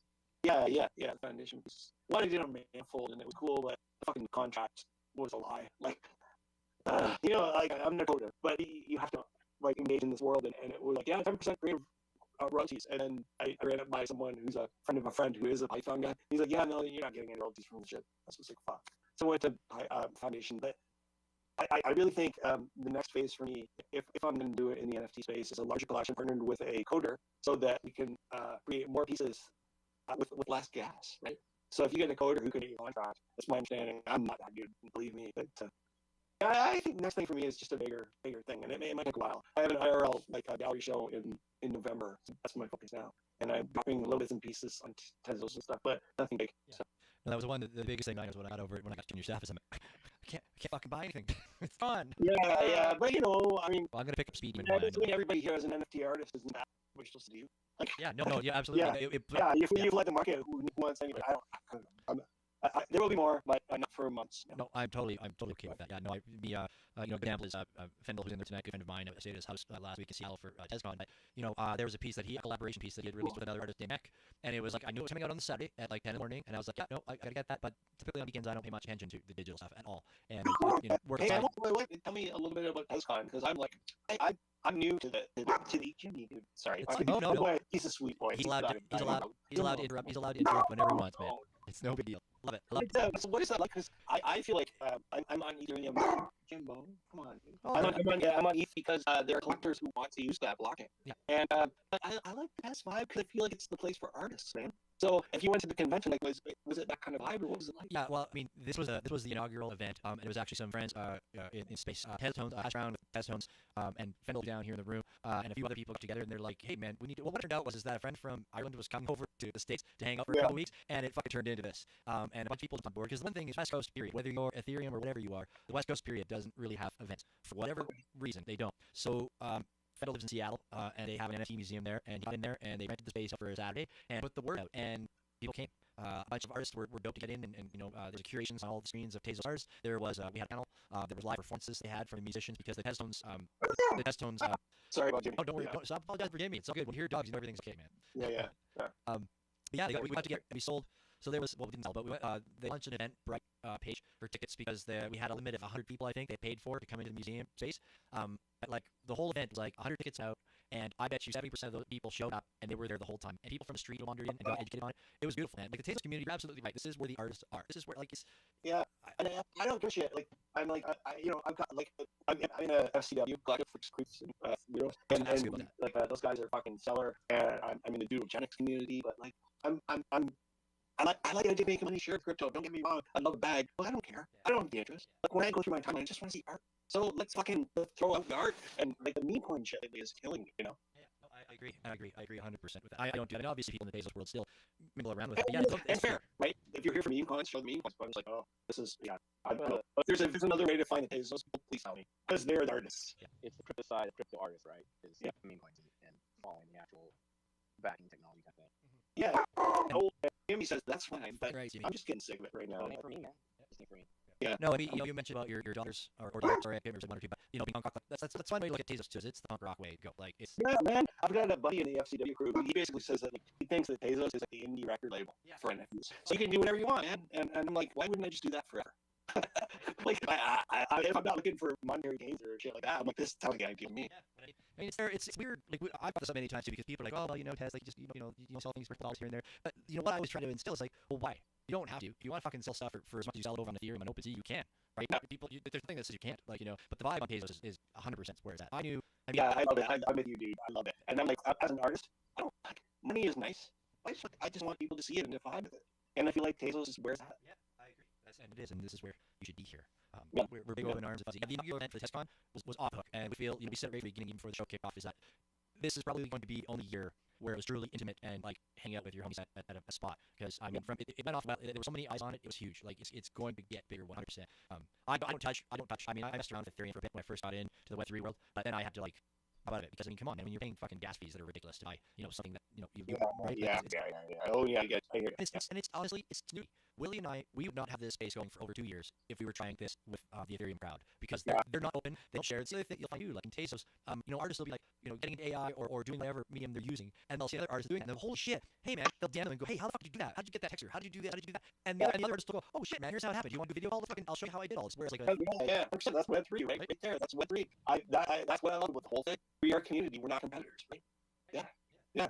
So you attribute that to like Tezos, right? Well, this is where I've seen it most. Like every time I've reached out to anybody on the Ethereum blockchain, I've been shut down. Where if I don't buy their $300 USD NFT, then be back. They don't want to talk to me, and they don't want to let me play their music on the show beginning. Like that's I understand that. Well, I've experienced it from the other side where like people have been like, you're kind of what? You're mental Tezos. Oh, that's like, and that sounds classist. They're like you're just low class. And I'm like, what the fuck? What is your problem? The zero gas fees, the maximum exposure artists. I understand what you disagree here, but it's just an elitist classist thing. But at the same time, I did experiment with minting on ETH, and I sold them quickly and made money. So I don't know what to say. Yeah, no, fair enough. Can't argue. But I love the Tezos ecosystem. I'm not going to leave it. I'm not going to leave it. And I have peers who feel that they are above it, and I'm not going to name them. But I don't get that. I don't get that line of thinking. Like, I fucking think Tezos is awesome because for me, the whole crypto ecosystem is about art, not fucking money. Yeah, so right. Like I think people on Tez aren't thinking about fucking money, It's just that space. I don't know. It could be wrong. Well, yeah, that's very true because like what we look at what traditionally what artists typically are is artists are starving artists, right? And that's the whole lifestyle and that's the whole vibe that's always been, living in a man down by the river, living in an apartment with like 6 other artists, like that's Jimmy. That's what it's all about. Sorry, he sees something in the shadows. Dude, chill. All right, I think we're good. Jimmy's up into too. Jimmy's an anxious little lad boy. I don't know what happened. He could use some anxiety medication, use some drug points. The FTW, I want to ask you a little bit about that because it's really Oh yeah, they're like that's my group. The Freaks, Creeps, and Weirdos. So Creepy Streets, Creepy Steve, Frisky Foxtrot, Ukaswaka, Fake Delicious, all those guys. Nope. Who jumped now? Yeah. They just I told you that like when I eat down the street, like Smooth, he just added me to the group, and I got to be like just really good friends with all these people, and yeah, I'm in the FCW. Everything I post is FCW because I had this little discussion with like I don't want to point like who we were talking about or which person, but like we were all very loyal to a very frequent space, and it's all becoming almost like a fucking shameless timeshare sale of meme coins, and we're done. We're artists, and we come here because we have a project, and we are artists, and we want to talk about art, and you're just hammering us with buy your shit, and we're out. That's exactly why we started the space. Oh man, you know, 2 years ago, the vibe wasn't meme coins, but the vibe was PFP projects and all these other projects. And every page you into was a 5-minute elevator pitch of the project. And this is why you should buy their art because it's hard, not because of art, but because the project's gonna do this and they're gonna fucking buy an island, blah blah, and every project the same. And check out our white paper and that thing and check out roadmap. And it was like, all right, well, what about the actual art? Yeah. Like, oh, we got this amazing artist, and what are they? Yeah. Like, those fuckers like who have these ideas who hire an artist to exploit them and make this shit. I don't know. Wait. You gotta forgive me for a minute because I'm sticking high right now. I'm 2 ounces of tequila and 3 quarters of Lipton. So what were we talking about? The conversation's been evolving. Well, FTW was what we were talking about last. Oh, yeah. FTW. Yeah, man. So those guys became my crew. My buddy Scooja, I didn't meet the group, and I've gotten to be like just super good friends with a lot of those people. And there's lots of spaces for our Discord, and it's called the Freaks, Creeps, and Weirdos. And I would say the main protagonist in the whole thing is NFC Creeps, Steve Creep, and Delicious is in there, and just sort of a loose artist collective who are not focused on meme coins or anything like that. We're just Freaks, Creeps, and Weirdos, and we're just making art, and that's it. And that's what we're always going to do in blockchain. That's a beautiful thing. Well, they're all welcome here with us. We'd like to hear that. But there are a lot of them, so a lot of them are submitting on the blockchain. A lot of them mainly Ethereum, or are they all on the board as well? Yeah, I would say the majority are ETH for sure. Ethereum, yeah. Some people have a little bit of Tez, but I'm in the minority there. Yeah, there's not a lot. It's mostly Ethereum folks. Well, they should come over to love. We'd love that. I just picked up Speed Demon, by the way. Oh, thanks, man. Cool. When that sells out, let me ask you this, and be honest. When you pick up Speed Demon, did you put a ring of salt around yourself? I did not. Oh, well, we'll see what shows up in your wallet when it sells out. God, yeah. All right. I'm sorry. Well, that's right. I was missed that part. It's in the fucking. You gotta read the fucking text. No, we tell everybody. That's what we tell everybody. Yeah. Oh, that's cool. Thanks for looking that up. And my Tezo's stuff, all goes 100% back into Tezo artists. So I just let it build up, and then every once in a while on Tuesday I just blow it off. So that's my vibe. So anytime you buy a Tez NFT for me, I'm taking nothing into the pocket. It's all going back. That's the vibe. That's the vibe. That's what it's all about. Man. I love that. Some folks take it and they buy themselves houses or their parents' houses, but rebating into the artists, that's the way to go. Holy shit! Wait a minute. You mean I can buy a house? Well, so I can't exchange for my own house. Not yet. That's for sure. Well, we really not talk. I mean, that's the beautiful thing about the modern day technology, right? You can talk to folks like they're fucking right next door and they're around the world. And when we just had a Brazilian artist on a couple weeks ago, Face, and I mean he lives in Brazil, and like $1 is the equivalent to 5 there. So I mean, and that's the vibe, right? Like you listen to these shill spaces, and believe me, I'm not trying to sound derogatory, but how many of you guys have heard Eastern European women showing paintings about how shitty it is to be an Eastern European woman? And I'm thinking they're 5 Tez. Like, is that like how much rent or something there? You guys hear that? Like, wow. Yeah. And the other side of it is like, I don't really want to listen. I will give you $5. But holy shit, what a fucking amazing forum. Yeah. No, we have those people make a change. Like for me, I mean, dude, I appreciate you bought a Speed Demon for 6 cents, but it's not going to make a difference in my life. You know what I mean? Like, I'm gonna channel that into some other artists, but yeah, those people, like, fuck. And I think that's amazing, but at the same time, I feel like a first world asshole, and I can't listen to the show anymore. I can't listen to one more woman who's like from Eastern Europe talking about how shitty it is to be a woman in Eastern Europe and how she painted a painting about it. I'm done. Yeah. We have good Indonesian followings as well, and talk about you Indonesian artists on Tez, and they have a very similar situation where one Tez goes a lot further down. Yeah. So a 5-6 Tez sale, then could pay right from under or pay like a. What was amazing? I think like with Scooty, right? Saying $2,000 US, they let them live at Kings for 8 months. I think it was what it basically said, right? Everybody's right? Crazy. That's right. And you some first world because we all get attached from that, right? I mean, that's for you, I'm saying Conville, Alberta, Ottawa in the COVID times there, right? It's like everybody's shitting on their country. It happened in the United States too, and everything, right? It's like, man, I was trying to say to those people, I'd be like, have you ever traveled to another country, not the United States, and gone and visited some of these other fucking countries to really see what the rest of the world is like, and maybe you'll come back home and realize how good we have it. Don't get me wrong, it's expensive and everything, but we're in a great world, and I mean, really opens your eyes when you can talk to some of these people on a daily basis and you realize fucking life is hell. 100%, dude. Like I'm like, yeah, like it doesn't matter what government we elect, everyone's unhappy, and like, but we as Canadians, our baseline is fucking sweet compared to the rest of the world. Look, here I am. I'm on an island in a cabin, taking it easy, drinking tequila tonight, and what's the rest of the world doing? Some people are it's not lost on me, not at all. No, I'm gonna go to my cabin this weekend, so now we're just like pretend it's assholes. I'm is British Columbia, so it's about 4 hours away from me. I'm on I've never been west of Gafford. That's pretty fucking west. That's pretty fucking west. I mean, Yeah, but the only reason, like, my wife is an ICU nurse and she was doing this specialized training and ended up in Jasper, or she ended up in Edmonton. I went to visit her and we looked for something new and we just went to Jasper. Yeah. And God damn, that's a beautiful place. it is. No, it totally is up there. I mean, that's right there. That's the gateway to the British Columbia for sure. Oh, it's gorgeous. So yeah, but if going west is nice as that, yeah, so I didn't say them. I've been Fendel's down there right now going, fuck man, it's fucking amazing. But yeah, so when you're creating, are you, I know discuss your music, love of music, are you listening to music while you're creating? I think kind of a great question for me, but maybe. All day. Yeah. 100% all the time. But the music I'm listening to doesn't influence the creation. Like, I'm just a music nerd, so if I can be creating art all day and listen to music, like putting on music while I'm working towards the mission. Like, you know what I mean? The art is not influenced by the music. The music is constant because I'm an obsessive music nerd. Yeah, no music. Do you play instruments? Oh man, I tried. There was so I've got a couple of daughters, so I've got an 18-year-old and a 16-year-old. And before my kids, like in my illustration and writing and all that stuff, I kind of was looking for something else to do. So I started teaching myself to play guitar and I took lessons, and I realized, like maybe a year or so after this, like, I'm not a musician because, like, when it comes to art, all I want to do is I'll just do it. But with music, it was like work. It was like, I don't think I'm a musician. That's kind of like thing I have to do. I think I'm a musician. No, I don't really. I can make keyboard and C and D minor, but I can't. That's like 90s grunge. You're good. You're in. Yeah, but like, there's people who are committed. I just don't care about that. Like, oh my god, I love music. I love music. Like, if I could have one thing to do all day, I would just listen to music and go to shows. But I'm not the guy to play. Yeah, disappointing me for sure. So IRL, with you said you do a show every year or whatever. So a lot of your IRL pieces, do stuff gets old, or you have like a big stockpile and you can around the cabin at your house? Yeah, both. I usually sell about half that show. But the weird thing is I was on Facebook for the last 6 years, and I would sell a lot more before the shows. So you post it, and people go, that, you're like, all right, they put it right on that. So I was selling more before the shows, and then people come to shows, and so no, not with stockpiling. But when the stuff does stockpile, I go through it with family and friends. And it's just, like, I live in downtown Toronto. That's not a big footprint. If it's in the way, it goes up on Facebook or Instagram as a bargain, and it just goes. God damn, I need to be on your Facebook and Instagram. All right. Yeah. But I mean, you said you're already getting ready for this November's upcoming show. How many pieces do you have on display during that? I would say I do a minimum of 10, and it can go up to 20. But the sizes will vary. It's not as calculated as that from the onset because I know the Galler space in Yorkville. I've done it every year. So I apologize. Yeah, I'm going to sound artsy fartsy here. I go with the vibe, man. Like, I start and go with the vibe, and I fill the space as best I can. I create like a creative journey, and because I obviously you guys see my NFTs. Like, I'm not getting rich off art, right? It's just a thing that I do, and if people are digging that, I'm really psyched. No, that's great. And what you said about sounding artsy fartsy with how you go about it, well, that is what it is. It is artsy fartsy. I mean, plain and simple. I mean, artsy fartsy. I mean, in the sense that, like, you're trying to alienate people by sounding overtly intellectual. Like, I would never want that associated with my work. Right. You know? Yeah, no, it's cool. Oh man, that's so cool. I guess I'm gonna have to make a trip up to Ontario in fucking November. I'll buy you a beer, dude. Yeah, dude, it's gonna cost me more to fly to Ontario than it does to fly to Europe. So. Well, you know what? Here's my advice to you: is to save that money for a flight to Europe, and I'll just send you a JPEG. Yeah, right. Hey, can we? How close is Ontario from Minnesota though? Oh, that's not far. That's not bad. Maybe we pop up at the Dynavax on the way up there. No, hey, that sounds like a good idea. We can make it a business trip because we can write things off.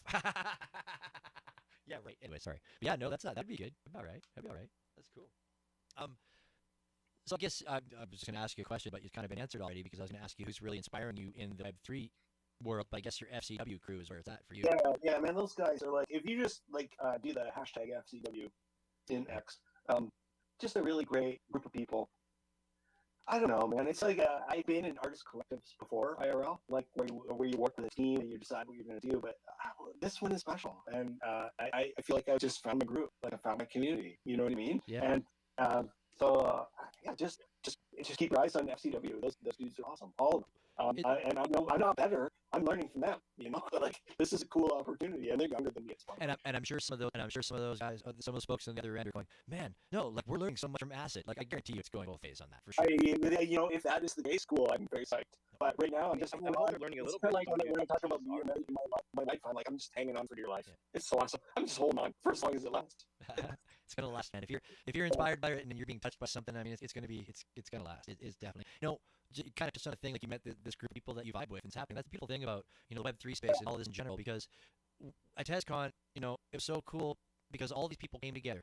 As I was hanging out at Fendel's house and people were showing up and rolling in, and like within half a second you were hugging somebody before you even knew, and then you were having deep conversations, and there was groups of people that were just into these conversations like they'd known each other forever. And it's because you're able to you're connecting with people that are like-minded is what it boils down to, right? Like in my 100%. Yeah, I'm with you, dude. That is the allure of the community, right? the community, the people, the vibe. Like, that's Web3 for me. Like, I have no other reason to come here. I'm not trying to make money, you know. I'm enjoying the journey. And that's a beautiful thing. I have a finite amount of hours that I'm going to live and breathe on this planet. And how am I going to spend them? Well, some of it's going to be right here. Yeah, that's good. Yeah, no, I mean, in my personal life, in my IRL life, I mean, I have a lot of really neat friends do a lot of really fucking amazing things. And occasionally I can hook them in to paying attention to what I'm into and what's happening in my world. But a lot of the time they'll just glaze over and be, oh, well, that's nice. Right? Yeah, it's a tough sell. I mean, if you're not committed, you're not committed. Yeah, no. So you can't preach to not the choir. Just this space. Yeah, just like when you're dealing with what's Photoshop. your day to day, man? What's your day to day? I'm a heavy duty mechanic. Like what kind of mechanic? A heavy duty mechanic. Big trucks, transport trucks and trailers. Oh wow, cool. Yeah. Wow. Yeah. See, the people you meet in the space. Here we are talking about NFT art, and you're a heavy duty mechanic. I love it. Yeah. No, there's you meet people from all walks of life, like for sure. I mean, a good friend that kind of dropped out of the space.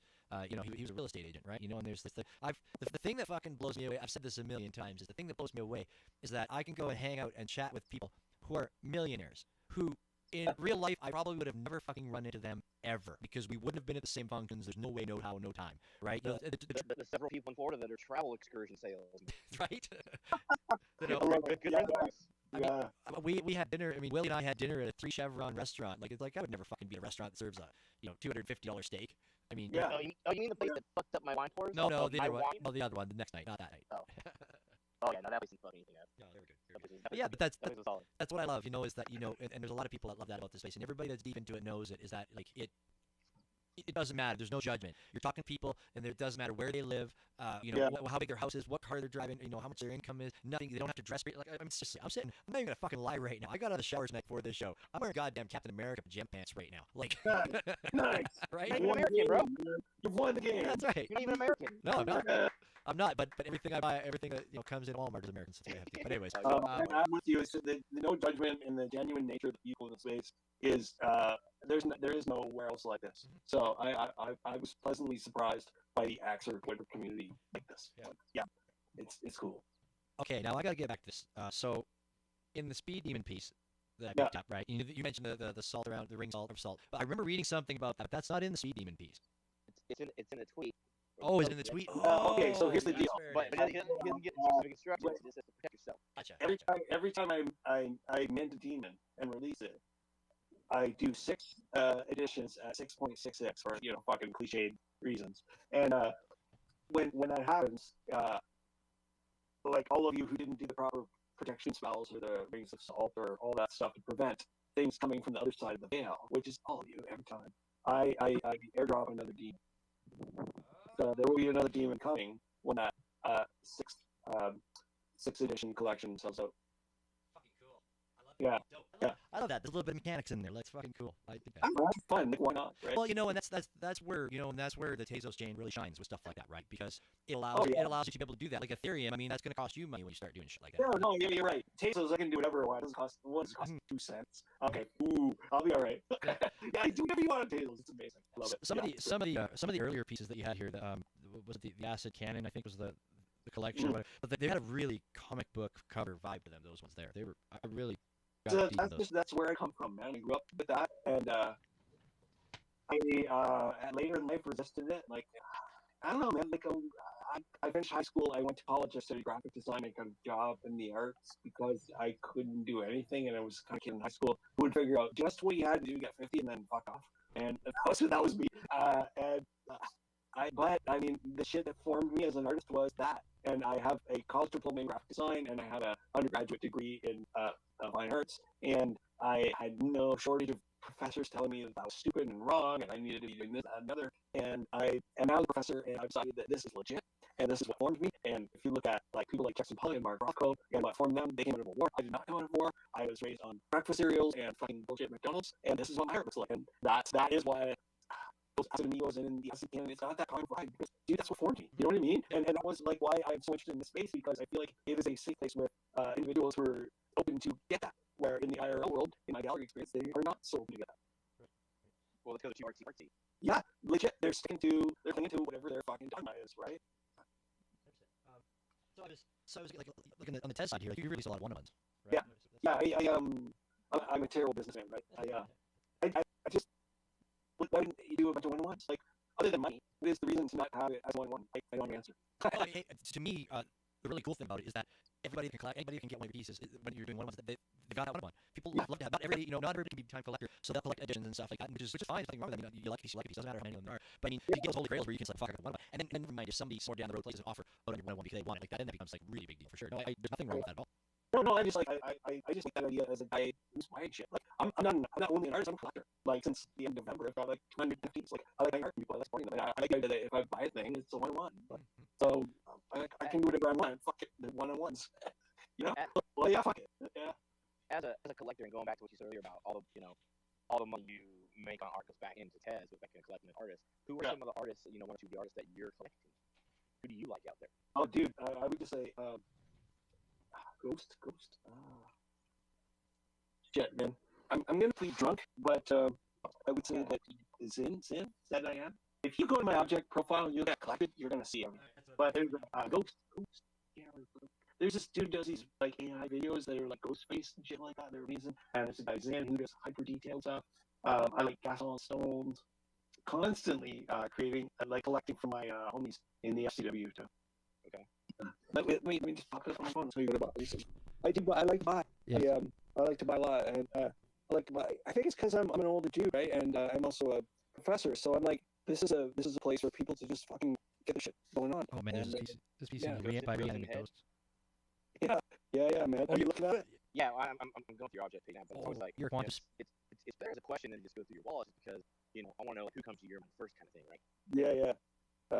You collect Quantum Spirit. I love her. We've had her on the show. Jen is a great lady. Oh, you it's guys did that with Discom. you know what's her name, Jen? Jen, yeah. Quantum Spirit. Fucking genius, that lady. Holy shit. Yeah. Live a lifetime and hope to get close to her talent. Oh wow. Yeah. Yeah, that latest piece you got from her was at the TesCon in our Curation. what do we call it? Curation. Yeah. Oh man, I love that. She was one of the first NFTs I bought. I thought if there's a reason to collect art in this medium, it's her. Like, goddamn, she's good. Oh, you got the Z twins. You got the Z twins from her. Yeah. Ghost in the Head. That was the one I was talking about. Yeah, Ghost in the Head. That's cool. That's fucking that one. The latest piece you picked up from Ghost in the Head. Yeah, that shit's mind blowing, right? Like, goddamn. I don't know. It's endless. I could spend all my money just doing this all day. I'm happy. This guy, Pablo's from Ceramic Art. Oh damn, that dude's so good. Yeah, I don't know. Just go to my collected. I'm hyped on all of it. Yeah, I've never met so many artists in one place than on X. No, I went back in your wallet there and I found the first piece collected from Quantum Spirit from Janet. It was the Z twins, and that is a fucking great. I actually had that one protected on my house this year at Halloween. Oh, dude. Yeah, and I bought that on secondary. That was at the time that seemed like Halloween. It was like 19 or 18 cents, right? It wasn't not that. And but yeah, her work. God damn, that person is a genius artist. Yeah, we've had her on the show. If you go to YouTube, you can find that. Well, no, I don't have that one. I would love an intro one day. I'd be truly humbled to meet someone of that caliber. Yeah, she's very dedicated and very good. She's actually a graphic designer by trade as well, like a real world. Oh yeah, so am I. Yeah, right. Everybody who's trying to get a paycheck is. Yeah. I'm just a graphic designer too. She has a lot of like guy chats. Yeah. I've tried to check in, but the problem is like, I would love to go in her spaces and meet her, and they're always going about work. Weird. Where's she in the world? We are. She's in there. Her husband, we also had on Pong. He's getting some AI stuff now with. Obviously, I'm sure his wife is in England. He's a glass blower by trade. Hey, I follow him. Yeah. I found him through her. I'm following these guys. I think they're really incredible. I would love to meet them or chat with them. Yeah, well, we'll try. I'll definitely figure something out here so we can facilitate. I'm actually surprised. Jen usually pops in. Pong usually comes in later on in the space, but Jen's work. She's one of those people where I had to hone back my collecting because I can't collect it all. Because yeah, dude, I'm just like you. Yeah. I'm like, okay, I can't be continually getting your pocket for the shit. Yeah. I'm kind of hurting a little bit. Yeah. But I don't know. I can think of a better station in life where you can just keep channeling your earnings into art that you love and risk them. It's better than that. Really. Like, this is good. I'm really in a position. This is a problem. Well, yeah, exactly. I mean, never mind the dopamine in your pocket, the dopamine of knowing, the dopamine of that artist is going to have the dopamine hit, getting it collected, and then you're going to get that dopamine hit by fucking collecting it. Or like, it's just 100%. Dopamine goes a long way. And I'm just like, I'm all pay it forward. I love artists. Let's throw all the disposable income I got there. Like, if they're no artists, life is pretty fucking bleak, man. So, yeah, throw that on them. They're living in their worlds and what they create to do, and it's fucking hell. Yeah, whatever you do, it's like, there's no comparison. So, yeah. I just came across one. Oh, this is Van Dyne. I just came across it all the way. So Cyber Ocelot, that person, so cool. I can't remember, like, okay, so my Scooja got me into the space. I met some people, and for whatever reason, I was chatting with Cyber Ocelot. I was like, my fucking bank, and I can't buy crypto, and I can't do this, and I can't do that, and I buy work, and Cyber Ocelot, here, I send you 10 pets. And I all of a sudden can knit and do shit, and that person's Cyber Ocelot, like, basically kickstarted me into the space, apart from my friends who introduced me, like, people to follow with that. And that person, wow, what a cool person. Her name's Nancy, and man, if you want to spend some time Cerberus life, it's a good place to do it. Yeah, it's I fucking cool person. Oh boy. that piece I stopped on it. I'm like, that's like a Vulcan van with a vagina. And then I read it, I'm like, oh, it's called Vangina. Oh well, you're right on that one, bro. yeah. No, it's, you got some, you all great. You got, I mean, this is the way I've been discovering, over the 2 years of being here. Just when you think you've figured out who everybody is and whoever's going to pop around these days, then you get a person like you on here who I never knew until Willie said, I booked acid. And I'm like, hell acid. And then, but I'm going through your wallet and I'm going, I bet you 80%, 90% of this. Never seen any of these people before. But now I'm going to fucking explore. And hopefully there'll be. And that's the point, right, man? That is the point. When someone collects a piece of me, first thing I do is go to look through their wallet, and then I find the other people and I follow them. And it's like, that's it. We fucking won the game. We're spreading love. I don't know. I am 100% and I believe it. Yeah. You're at the cottage, buddy. That's what's about the cottage. Yeah, Jim's finally settled down. Good job, Jimmy. He said the name next to me. What we're doing.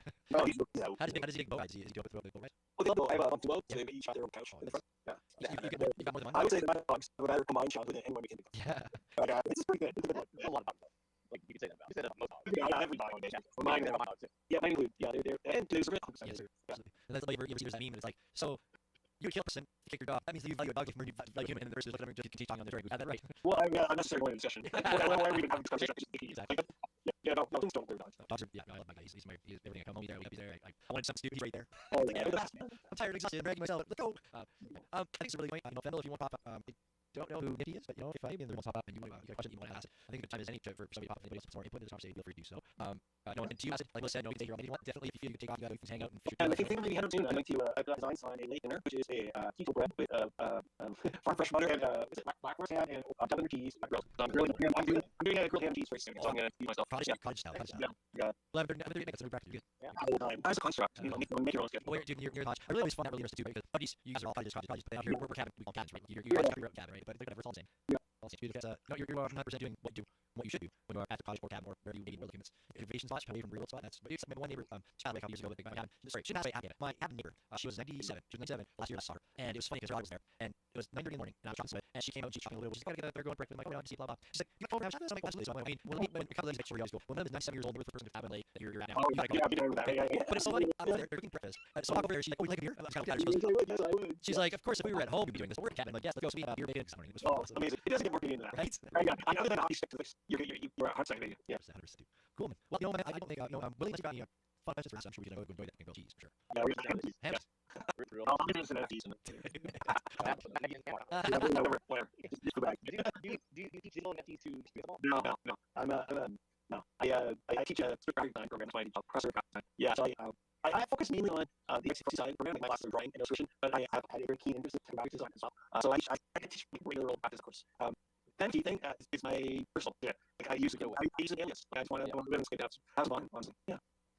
That's how we came out. Like, and I TCI to do all the like most of these days. Most of them books and all that. So, Yeah, well, that's nothing to me, right? I'm going to do the space only November, like 2 years from now. Like, I don't know. Yeah, I don't care. The people is though that you let family not mention anymore, and later on, years from now, people being will be like, find it, like, oh my, Yeah, cool weird. I don't know. I don't know. I'm just trying to make cool shit and meet cool people to hang out with. That's why you guys want to. Like, that's all it is. So, whatever. So that's our fault. Anyway. Absolutely, it's a good thing with this Facebook. I mean, you say Billy was the one that booked you in, and I didn't. I had no idea where I'm at. those are so I've been on the ball. Like that's my earliest art influence. So I've always thought, like a clean video gears cover. I always All of my favorite pieces are covers. It's fucking art. I don't remember when it's on the gas. Anyway, so it's not the most exciting, but it's giving Andrew's experience. All your experience. No, the finish highlight shot of the band with the refrigerator, the purple, and yellow around it. It's like, and it's like, man, let's look. It's smart that. It's like another world. So I don't know. I just feel like in NFT space, if I can do something close back to some other person, that's what I need. Yeah, sure. No, it is heavy. And that's heavy. If you come in, I mean, if you come to me and the you got, then you can't be down, right? I mean, it's Well, it was like I didn't say that. I added a little bit. it's true, right? That's you're in the your Vine Wars is fucking exactly what it is. There's there we keep that hat feeling for sure. Yeah, but we're definitely around here for 3 minutes. No, you can QMGs. Yeah, it was really cool. And Thank you, Murder Beach. all right, good night. Great. I don't even know what to say. Last has been fucking hoaxer. Yeah, I remember we started off we were all fucking bored. Well, it's fun to get big buddy too. That one's like, I'm not here, but like, But I mean, obviously, straight back. No, I love it, Bart. And okay, I know the rest of the like in this. It's fine. I was I'll have fine too. He's got dinner now. Should be before. That's good. That's me because as I was going through his Walter, just in a lot of them we were talking. He's one of those people where I look at a piece of it and I recognize like their name and there's my name on it. And it's like so I've known the person is around. I just wall dive as much as some people do, but. well, I'm trying to think like how did I find him again? And the only thing is maybe it was that Quantum Spirit piece, and I clicked on it and I saw his name. Maybe maybe it's not his piece on it and nothing there. I don't know. No, his stuff is like quite a vibe. Like, exactly like the Velvet Blacklight posters, man. Like I just as soon as I started looking at shit, like that was where I went immediately. And I meant to buy this BD money the other day because I'm like, yeah, I want it and got it. There's only 4 left. 6 has. I'm excited. And that's the other thing because that's right every time. I didn't know that. If you had involved, you do the right things that you were getting something small. And like anytime you grab a piece of art and the artist drops something, great. It's all the time, right? Like flying pieces is in my way that I want. I like to be, and then drop me something. That's probably unnecessary. It's not quite, but it's the nicest fucking awesome thing in the world. And it's just something nobody else gets because they collect certain or have, right? Like, hell yeah. That's definitely me. I don't know if it's way so. Well, Test basically has nothing available when it boils down to it. There's speeding one that I just collect tonight. There's 4 of those left, and then you between looking there's a lot of secondary stuff. But yeah, no, there's a lot of ones. I mean, if you're a collector of it, you definitely get something because nobody, there's not much of it.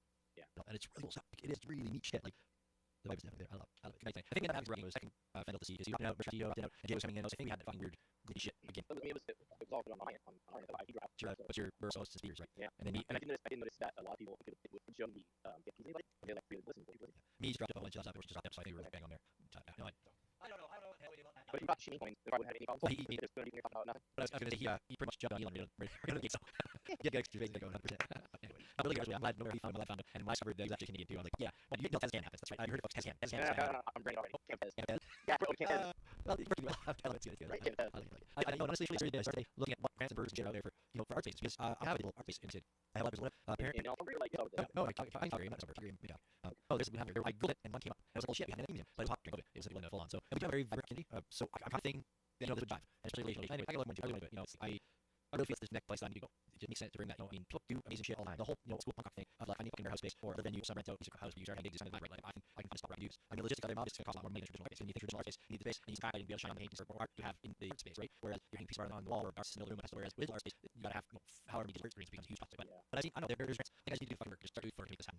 Because there's tons. They all have every time everything on space. There's tons. Each like around the world. Let's just say this is amazing. As a name have that something about like radio loss, we have to say some Canadian artists, right? Canadian content, you betcha. So Yeah, no, it's gonna be a Canadian artist or some Canadian artist. I mean, yeah, probably another or I don't think Canadian artists perhaps are really grants. Yeah, you might be right there, but that's like if you have it right now, that might be something. Yeah, I mean, shit. So we got Proton, Alakea, Militia Sheep, Acid, Purs, Rick, Ryan, Rich Sanders. I'm missing nobody else on the West Coast. Alexia, who is the other one?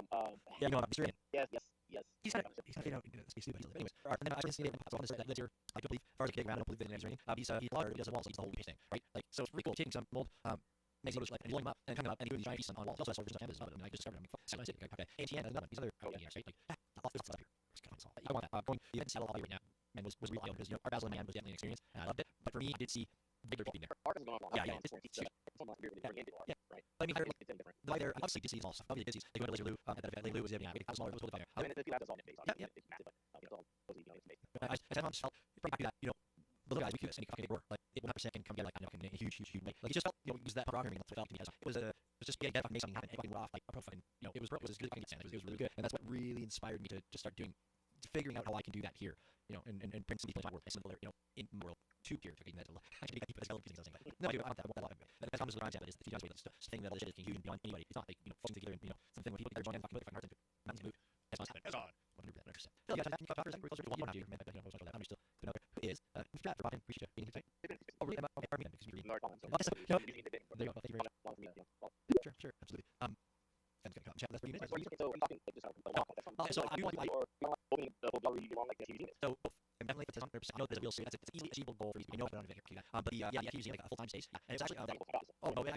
It'd be nice to be back, but I don't mean I'm gonna that. I'll no, I can't even know how you do something about being full time. Oh, you could be here studying minimum wage, I guess. I don't know. I think Alberta, 70 over. Right, you go. Like, you know, that's the way the FE being salad too, right? Like, I mean, you know, you can't build a 7 day week, you know, from 9 to 9, right? You're obviously gonna have an hour in this shit like that. Yeah, it's 25 built. Like, it's whole. I mean, drive around any city in this world, any city in town, there are fucking buildings, right? Like, there's gotta be a venue. I mean, when it comes to something like that, I mean, obviously, location is facts like that. You can't argue with it. But when you sing like with a museum, if you get destination days, so it won't matter. Yeah, location matters. You want to walk in stuff too. But also, if your greatest thing is best, make it a destination. It's gonna be a kid, like, you left a little bit of the path, so you can have a little bit of trees and whatever.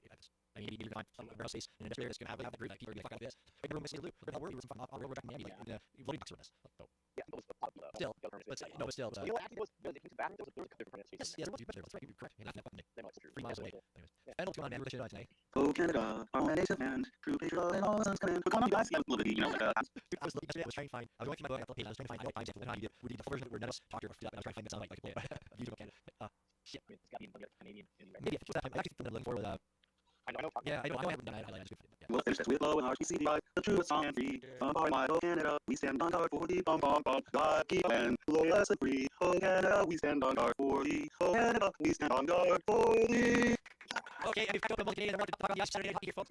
Thank you so much for that. I appreciate it. Oh my goodness, our wonderful friends and our wonderful honorary friends have.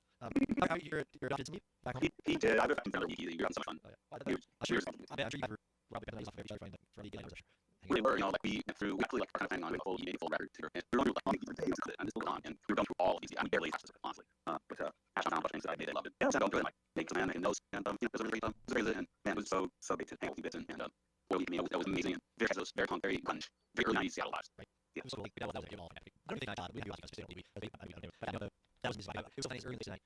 When I mentioned that when you get together, when you play on stage, like you're kidding, and like you can get into chatting and being friends together. You all have common ground. And it's just you know, someone says thrilling or whatever that. Well, I couldn't on terms of that was you. That was you. It was like that's I remember when you in your house. I got my day I didn't say you.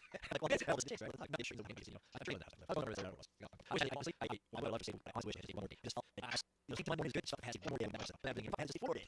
Well, did you guys know like you know, I love entertaining. I love people. My house was built for entertainment. It was built for me hosting people, and I love people stay here. Not some people you know it's like you know get like you're doing that say for I want to say I'm also I want you guys to say no like that I love that. So you know next time you know you bring your family like you know like yeah well it's not awkward for me. I love it. Well it's a little too you know I mean yeah.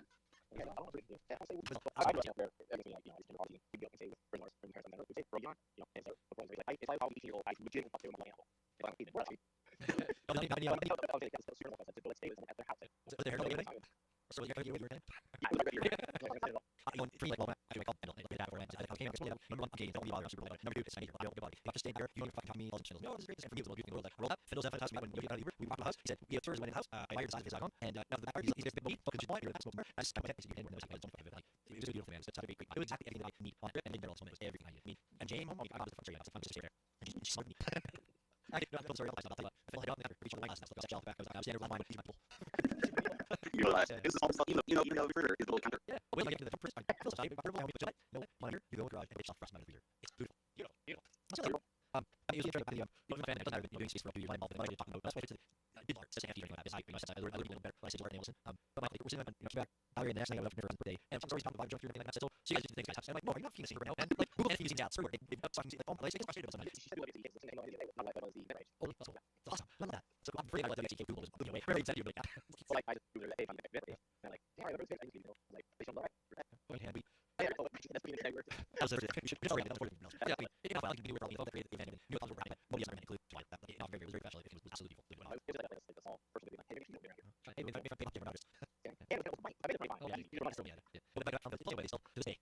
Understand this is going on. This is just I feel like I'm fine. Sometimes I'm not feeling like stuff like turtle and all came out. Oh, I still find it don't matter. It's like yeah, I guess you don't get it. It's like it's just my mom and my mom she once said I can't believe you and then you got to say now I don't know you know she always does that she never trying to you know connect with art taste as well as the artists that we make. She's actually creating and she's the so she oh did you see this my mom does that like it's feeling like what's happening. Well, mom's taking it. This is like for sure. And second I say moving to that about like oh the different art you know pieces of that using by the bodies from you sound right. You have the art the well then my girl I think I'm talking about do you look out here I'm saying oh my god yeah Google it. You know that's the world where you're like that's funny I'm just gonna say I'm really bringing the name of the also say hey you're the you're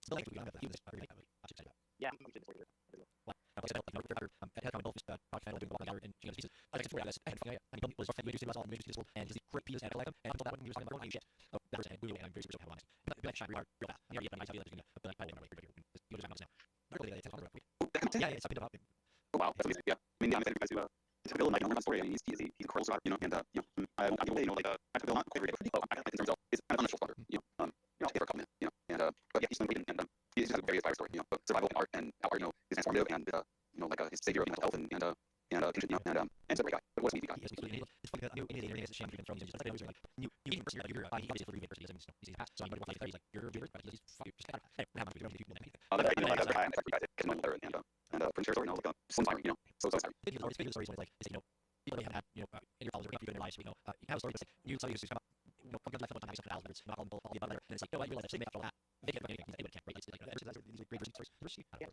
yeah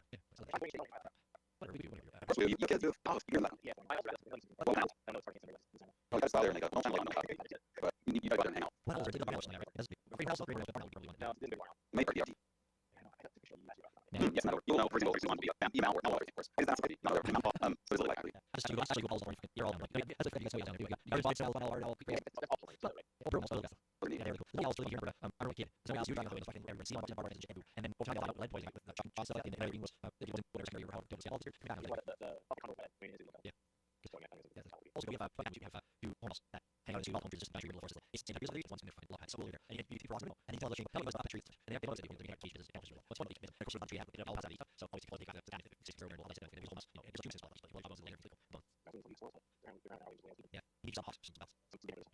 Did you get you get maybe Yeah, I did. I got me, and I got two more pieces of meat.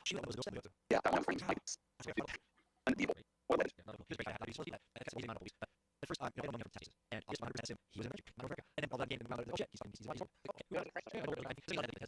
July, 100%. So it's not far from think from you know, America's else, it's pretty wild. And Josh, I can hear radio, so I'm at the same thing. It's needs to be man. And you keep thinking, you feel like that's very important. That's the year. It's no, and I'm like, wow, it's good time here. And again, we were having that thing. Later on, he's sitting, and using it as an extra thing. I'm using quite a way.